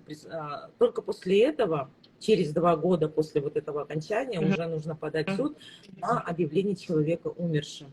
То есть это очень сложная процедура. И если тело не найдено, по сути, нет ни пенсии по потере кормильца, ни выплат, ни списания ипотеки, ничего. Потому что Мгм. нет свидетельства смерти. Мгм. Понятно. Ну, Ой, ладно, сложно. это сложно очень, да. Тут Поэтому, никто именно искать не поэтому я будет хочу эти объяснить тела. Мгм. последствия, да, Мгм. что это не так просто. Вот в новостях писали, вот, вам дадим списание ипотеки, мы вам дадим выплаты такие-сякие, но проблема в том, что на практике все намного сложнее. Это не так-то легко, как люди думают. Получу 3 миллиона. Закрою ипотеку. Жена думает, Да, например. ну, многие мне так писали, что ну хотя бы выплаты получу. Ну, я просто объясняю, что это не то, что так легко Мгм. делается, то есть, возможно, разные препоны. Уже Мгм. много новостей о том, что не находятся тела многих Мгм. военнослужащих, и непонятно, что с ними делать. Признавать, да, безвестно отсутствующими можно, но это только Мгм. через год. Понятно. Хорошо. Вопрос из директ. Зарплаты во время учебы 1,5 месяца вообще не было. В СВО уехал в конце октября. Зарплата была 45 тысяч рублей в первый месяц, а сейчас 65 тысяч рублей. Он писал рапорт, там Минобр и все прочее, но ведь должна быть зарплата 195 тысяч рублей, пишет жена. Но это не к нам, видимо, да, вопрос? Ну, это надо писать жалобу в военную прокуратуру, Да. там тоже все сложно. Мгм. На словах, да, красиво, а по факту не все получают данную Мгм. выплату. Там просто было такое, что в постановлении Мишустина было написано, что, во-первых, контракт должен быть не менее 1 года. То есть, если у человека менее года, то что там получается? Таких выплат нет. Да, Ну, то есть, там получается, он не... много... Да, да. Мгм. Да, там Ну, там условия. То они... есть, конечно, напишите жалобу, Ну, и пусть закон разбираются. придумывается, да, закон придумывается не для того, чтобы защищать людей. Закон придумывается для того, чтобы защитить интересы государства. Вот об этом нужно помнить. А, Смотрите, закон еще мгм. придумывается для того, чтобы в новостях написать красивый Красивые заголовок, слова, да. да, Мгм. Как списание доход ипотеки. Мгм. Спасибо. Как доход мобилизованного учитывается в новом пособии на детей? Ну, не должен учитываться по Он не последним новостям. учитывается. По крайней мере, так Мгм. писали, да. Можно будет в МФЦ Понятно. уточнить. Мгм. Я же написала вчера пост про данное Да. универсальное пособие. Там все условия Мгм. написала. Я там дала ссылку на постановление правительства, Мгм. дала ссылку на пункт 53, где вот есть исключение из дохода, которое не Мгм. учитывается. Можете почитать. Мгм. А если студент находится в другой стране, он может, да, Мгм. уклоняться от мобилизации? Ну, конечно, может. Если он находится в другой стране, мобилизация его не коснется, потому что его нет физически в стране. Повестку Мгм. некому вручать. Все. Мгм. Да, хорошо, спасибо. Отец может Некому сидеть по вручать. уходу за ребенком. Да. Отец может, то есть физически нужно прийти, физически нужно явиться туда. Отец может сидеть по уходу за ребенком до 3 лет. Правильно поняли, да, вас? Да, может. Мгм. Мгм. Если не служили в армии, их мобилизуют. Если человек не Да, служил в армии, могут могут мобилизовать? мобилизовать. Могут. Могут. Мгм. Он в запасе. Мгм. Так, так. У меня вопрос. Сколько отпуск длится у мобилизованных? Ну, так такового отпуска я просто Ну, это не встречала, прописано в чтобы контракте, да, это Да, прописано в контракте. это нужно контракт читать. Опять же, этот контракт нужно запросить от Минобороны. Надо было первым Мгм. делом его получить на Мгм. руки. Я не знаю, почему у людей на руках его нет. Это нарушение. Людям Мгм. должны были выдавать контракт, и там прям прописано права, обязанности, через какое время, чтобы потом ссылаться, потому что сослаться-то больше не на что, только на Мгм. контракт. Если человек не подписывает контракт физически, он ничего не делает, что с ним будет? Но если Ну, его оказывает, мобилизовали, но он мгм. будет служить без Он ничего, контракта. он все равно отправит на войну. Вот он не хочет надевать форму, например, брать оружие, вставать на построение. Он отказывается, Мгм. он лежит просто вот на полу и все весь день. Что Мгм. будет в В таком этом случае случае? ему нужно подавать заявление на альтернативную гражданскую службу и подавать исковое заявление в суд о том, чтобы его Прямо в выпустили на учебную основании часть. его инвалидности. Да. Его Понятно. родственники должны иметь доверенность и подать такое исковое, требовать, жаловаться, подавать заявление, потому Мгм. что если он заявление не подает, он о своем праве не заявляет, Мгм. но его могут забрать, даже без Мгм. контракта. Все равно. Да. Понятно. Скажут, ну Так, тут хорошо. про заболевания снова. Да, если есть заболевание, которое спасает от мобилизации, надо ли оповестить военкомат или ждать, когда придут с военкомата? Не надо оповещать военкомат, не надо туда идти. Мгм.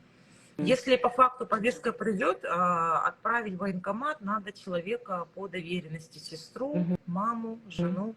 Самостоятельно ходить, что-то уточнять, что-то там Мгм. говорить, что вот у меня там есть такие заболевания. Этого делать не Мгм. надо. Это лишнее телодвижение. Да. Если у запасника 4 несовершеннолетних детей, то он по закону он уже забронирован, то Да, есть он как бы не отсрочка. подлежит. Да, то есть вы уже Это не отстаиваете бронь, свое это право, да? отсрочка. Это отсрочка от Отсрочка. мобилизации. Мгм. Мгм. Мгм. Если у ребенка есть инвалидность, не сказано, сколько детей, у какого-то ребенка есть инвалидность, то будет ли отсрочка? К сожалению, такого нет вот в законе. Почему-то Мгм. про детей-инвалидов, вот именно в законе мобилизации, там не упомянуты дети-инвалиды. Но, по Мгм. крайней мере, в указании Генштаба там было такое, что если ребенок инвалид, то могут дать отсрочку на усмотрение. Мгм. Мгм. Так, опять инвалиды первой группы, какие документы? Это вот мы сделаем ссылку на паблик, да, вот медицинского Мгм. адвоката. Так. Мгм. А, При получении загранпаспорта могут ли вручить повестку и повести в военкомат? Нет, не вручают. Нет. Мгм. Мгм. Нет. Таких полномочий Если у работников паспортного стола нет. Они не являются сотрудниками военкомата. Мгм. Нет. Если перенес операцию по онкологии, будет ли отсрочка? Онкология у человека это Зависит от того, категория. Мгм. зависит от того, какая категория присвоена врачами. То есть, если Мгм. это категория D, да, это отсрочка. Г Мгм. категория, да, отсрочка от мобилизации. А если категория, например, В, Б, А, то это уже не отсрочка. Но, скорее всего, если операция по онкологии, скорее всего, категория D, может быть, да, это, наверное, категория D, это отсрочка Да, должна скорее быть, всего. по крайней То есть мере. снова, Мгм. да, это врачебная комиссия должна Да, это решать. надо доказать. Врачам дается, значит, видимо, здесь военнообязанным врачам дается ли отсрочка, если есть ребенок? Женщинам только. Про женщин написано, что женщинам военнообязанным дают отсрочку, если есть ребенок хотя бы один до 16 лет. У мужчин должно быть 4 детей. Ну, по указаниям Генштаба 3. Для получения загранпаспорта в другой стране, например, в Казахстане, да, нужно ли разрешение с военкомата? Нет, процедура точно такая же. Надо обратиться в консульство, это как МФЦ, только за границей. Это в любой стране есть, например, Казахстан, Армения, Кыргызстан, весь СНГ, да? Кыргызстан тоже? Стране. Да, должно быть, конечно, консульство. Так, мне не дали по нотариальной доверенности, затребовали копию паспорта доверителя. Мне не дали. То есть человек должен подойти с доверителем или достаточно только документов их доверителя? Для доверенности? Для оформления доверенности. Например, там целый список людей, родственников. Для доверенности явиться к нотариусу должен только сам доверитель, сам человек. При этом у него может быть просто список людей, кому он доверяет, их паспортные данные. Все. Копии? Не нотариально заверенные? Или просто оригинал? Не обязательно копии. Нет, не оригиналы не нужны. Просто паспортные данные. Даже на листочке могут быть написаны. Может быть копия паспорта. Понятно. Мой сын закончил СПО, это, видимо, техникум, да? Потом поступил в ВУЗ. Да, среднее образование. Потом поступил в ВУЗ. Сейчас, видимо, он является студентом. Могут ли его забрать в армию? Ответьте, пожалуйста. Могут. Отсрочка использована. Отсрочка по армии, точнее, отсрочка от армии по учебе дается один раз, в отличие от мобилизации. То есть, если человек учился в СУЗе, он же использовал отсрочку, а потом поступил в ВУЗ. Это уже как второй раз он учится. Это в законе написано. От мобилизации тоже, да, его это не... От мобилизации, мобилизация и армия, это же разные порядки. Да, от армии это его не спасет, а от мобилизации. Да, смотрите, на мобилизацию его забрать не могут, потому что он пока не в запасе. Чтобы попасть в запас, ему должно или исполниться 27 лет, и он не отслужил, либо он должен отслужить. Что-то одно. Ему же пока нету 27 лет, и он пока не отслужил. Поэтому он пока не в запасе. Его мобилизовать не могут. Но при этом в армию его забрать могут, потому что он уже использовал свое право на отсрочку. Он может получить отсрочку по другим основаниям, отсрочку от армии. Например, у него 2 детей, или по заболеванию, например, у него категория В, допустим. То есть по другим основаниям. По учебе он уже отсрочку от армии не получит. Понятно, спасибо. Трудоустройство только через военкомат? Трудоустройство, поступление на работу? Нет, такого нету. Я знаю, что просто в отделе кадров почему-то требуют военный билет, но вообще по закону как бы ничего такого в Трудовом кодексе нету. То есть просто человека берут на работу и все на этом. Вопрос был такой еще. Вопрос еще такой был, что, например, получил повестку, можно ли улететь за пределы РФ во время призыва? Да, можно. То есть базы данных просто этих людей. Смотрите, если человеку все-таки имеется в виду срочная армия, то есть призыв в армию, не Нет, мобилизация. Мобилизация, например, мобилизация. Если про мобилизацию все то же самое. Если человек получил повестку, это его ни к чему не обязывает. Он имеет право не явиться в военкомат, и за это для него каких-то последствий не будет. На данный момент нет уголовной ответственности, есть административная ответственность, штраф до 3000 рублей. По факту даже его не назначают. В это время можно спокойно не пойти, можно уехать из страны, никаких ограничений в этом плане нет. По срочникам немного другое, мы это уже обсуждали. Да. Так, доверенность, это. Как я могу сделать доверенность, если муж уже находится в зоне СВО? В законе написано, что если человек не может явиться к нотариусу и находится в воинской части, то он делает доверенность через командира воинской части. Ему нужно направить уже готовый шаблон на формате Word. Там в командовании ему должны распечатать его, и, соответственно, командир воинской части заверяет, и далее он должен по почте или курьером как-то вот отправить. То есть можно, да? Технически это можно сделать? Можно, да. Через Так, командира. имеет ли право полиция или военкомат, сотрудники военкомата, делать обыск дома? Нет. Если уголовного дела нет, никакого обыска быть не может. Я писала про это, что полиция не может войти в дом без решения суда. То есть они могут войти в дом, если, например, пожар случился или поступило сообщение о каком-то преступлении, в какой-то квартире крики, оры, поступило именно от кого-то сообщение, что что-то происходит. Только в таком случае. В обычной ситуации, даже в том числе поиск для вручения повестки, войти не могут. Обыск – это уже процессуальное действие, которое совершается в рамках уголовного дела. Если на человека уже завели какое-то дело, и вот в рамках этого дела нужно обыскать помещение, должно быть судебное решение об этом. А так просто нет. Спасибо. Руководитель предприятия имеет ли право вручить повестку сотруднику, руководитель, начальник?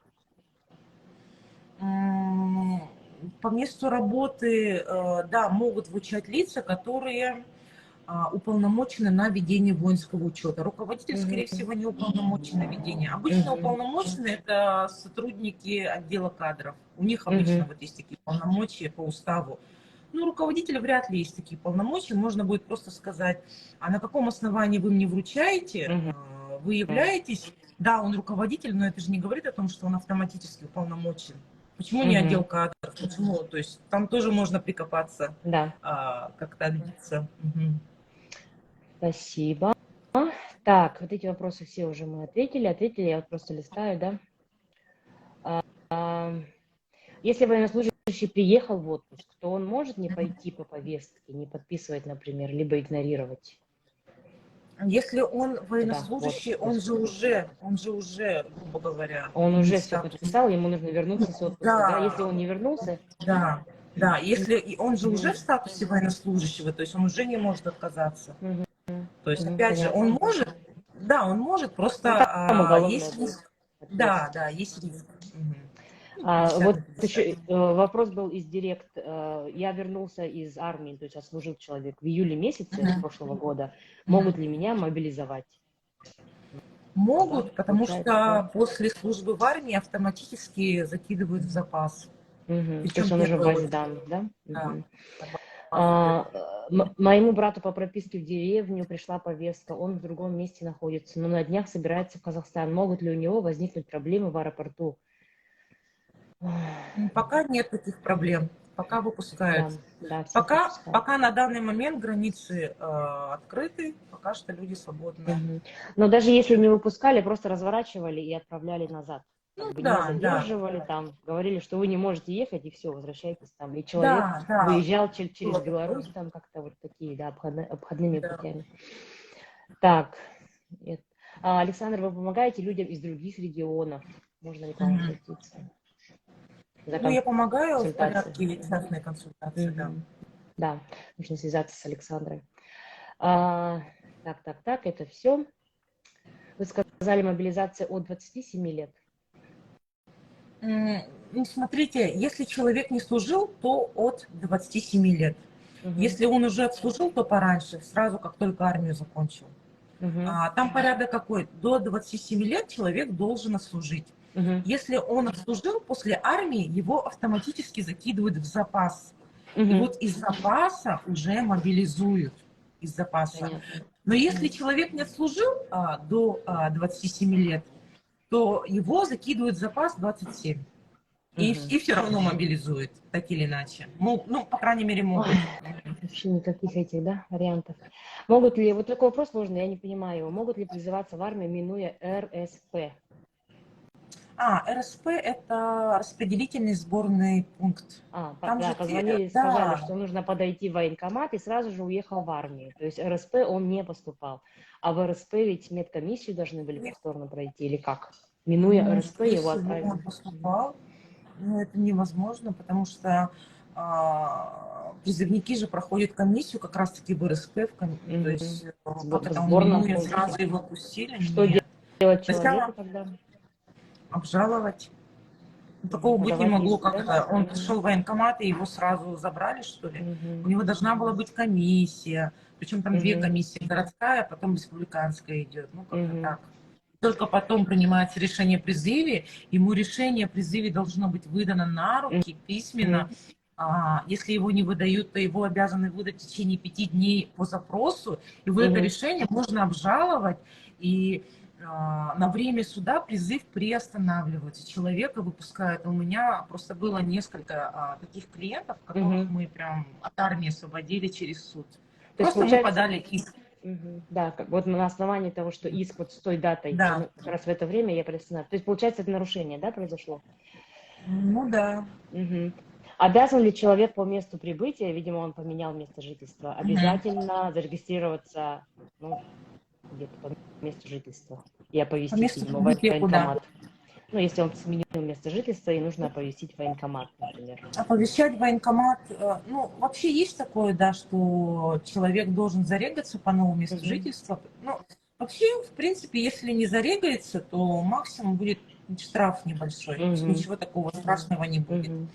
Да, оповестить военкомат, по идее, да, надо, но по факту тоже ничего не будет. Последствий нет таких Да, серьезных. рисков больше Штраф сейчас. будет. Да, Мгм. может быть, штраф случится маленький. Рисков больше. Поэтому Да. воздержитесь, пожалуйста, от любого похода в военкомат.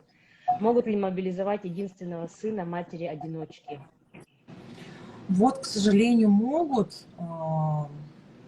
Да, к сожалению, отсрочки нет. Ну, вот я Мгм. помню Мгм. статьи в законе, там нету такого. Мгм. Ну, здесь спрашивают про ЧВК Вагнера, а бывшие заключенные почему так быстро домой вернулись. Ну, это у них Ну, там это вообще да, незаконно. вообще все Это, было это, это, незаконно это, изначально. это я не комментирую, почему. Да. Это, в принципе, вне закона. Это Мгм. просто где-то там, вне рамок правового поля, то есть это, в принципе, невозможно дать а, юридический комментарий в рамках Да. закона. Нужно ли, выезжая за границу на длительный срок, сниматься с учета в военкомате, то есть перед отъездом?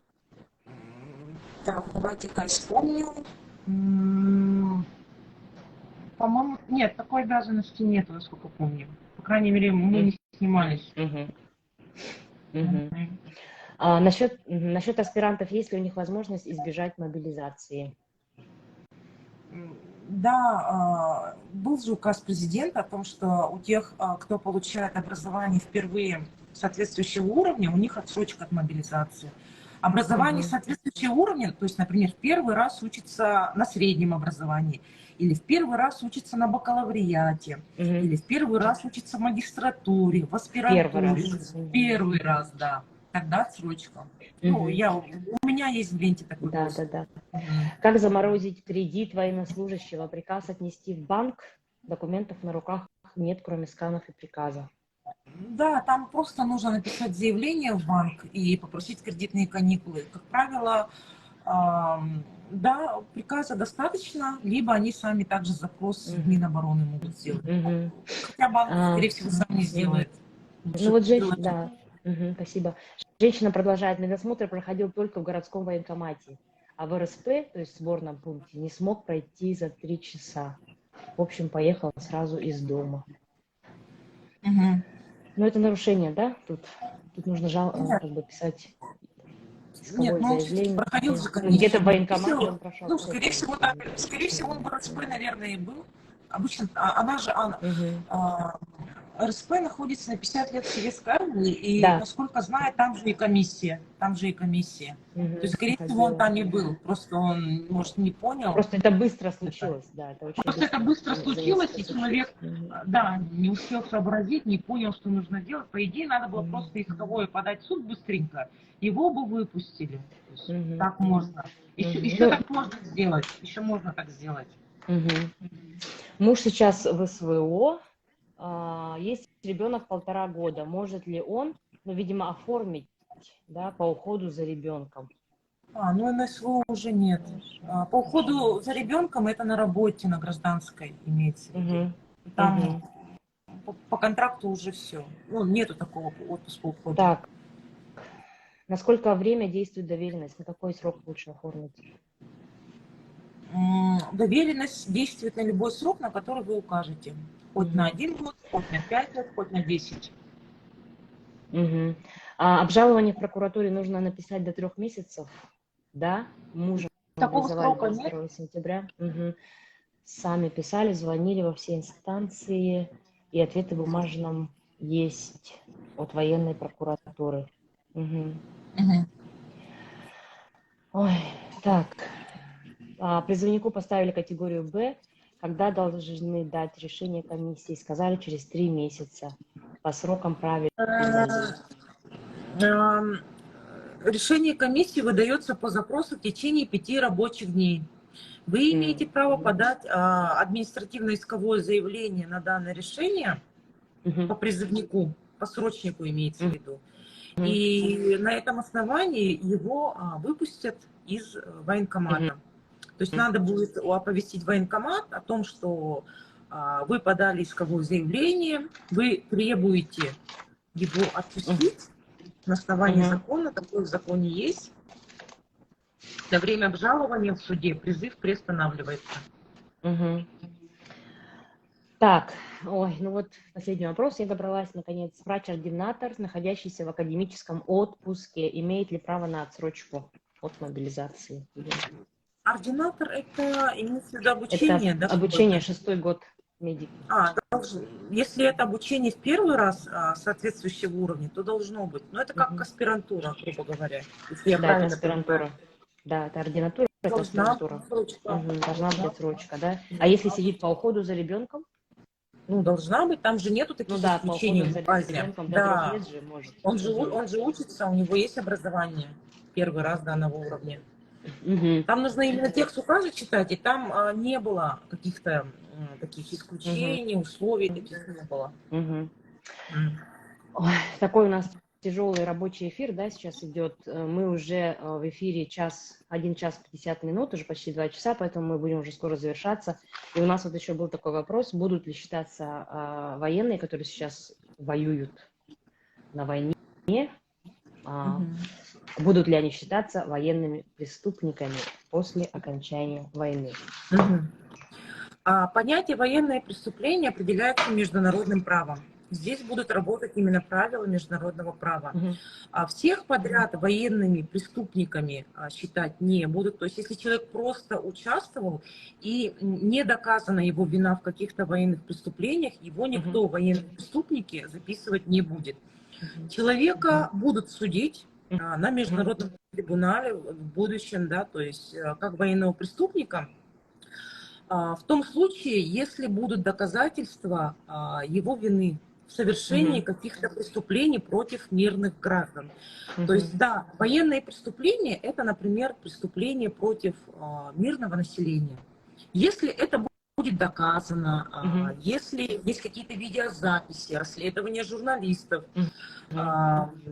то человек может быть в будущем признан военным преступником по международному праву, по решению Международного суда, Мгм. и такое преступление не имеет сроков давности. Даже Мгм. если ему исполнится 80 лет, 90 лет, если какие-то доказательства потом вскроются в будущем, ответственность может действительно наступить. Такие, Да, таких это, случаев, да. такие случаи есть.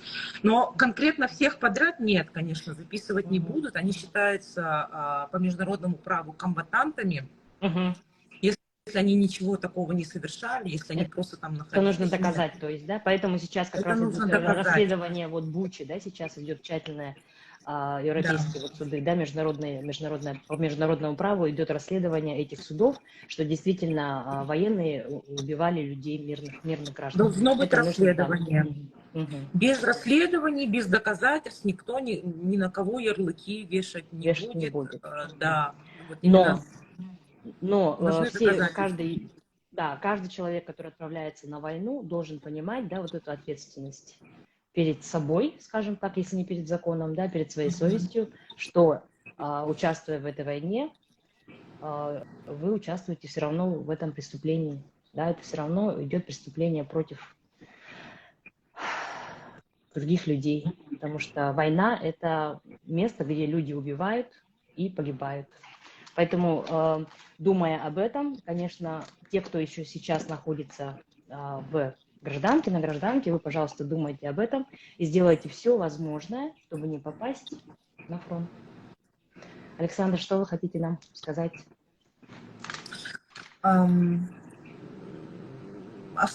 Почему я согласилась на этот эфир? Это почему, какой мой был мотив на то, чтобы согласиться на этот эфир?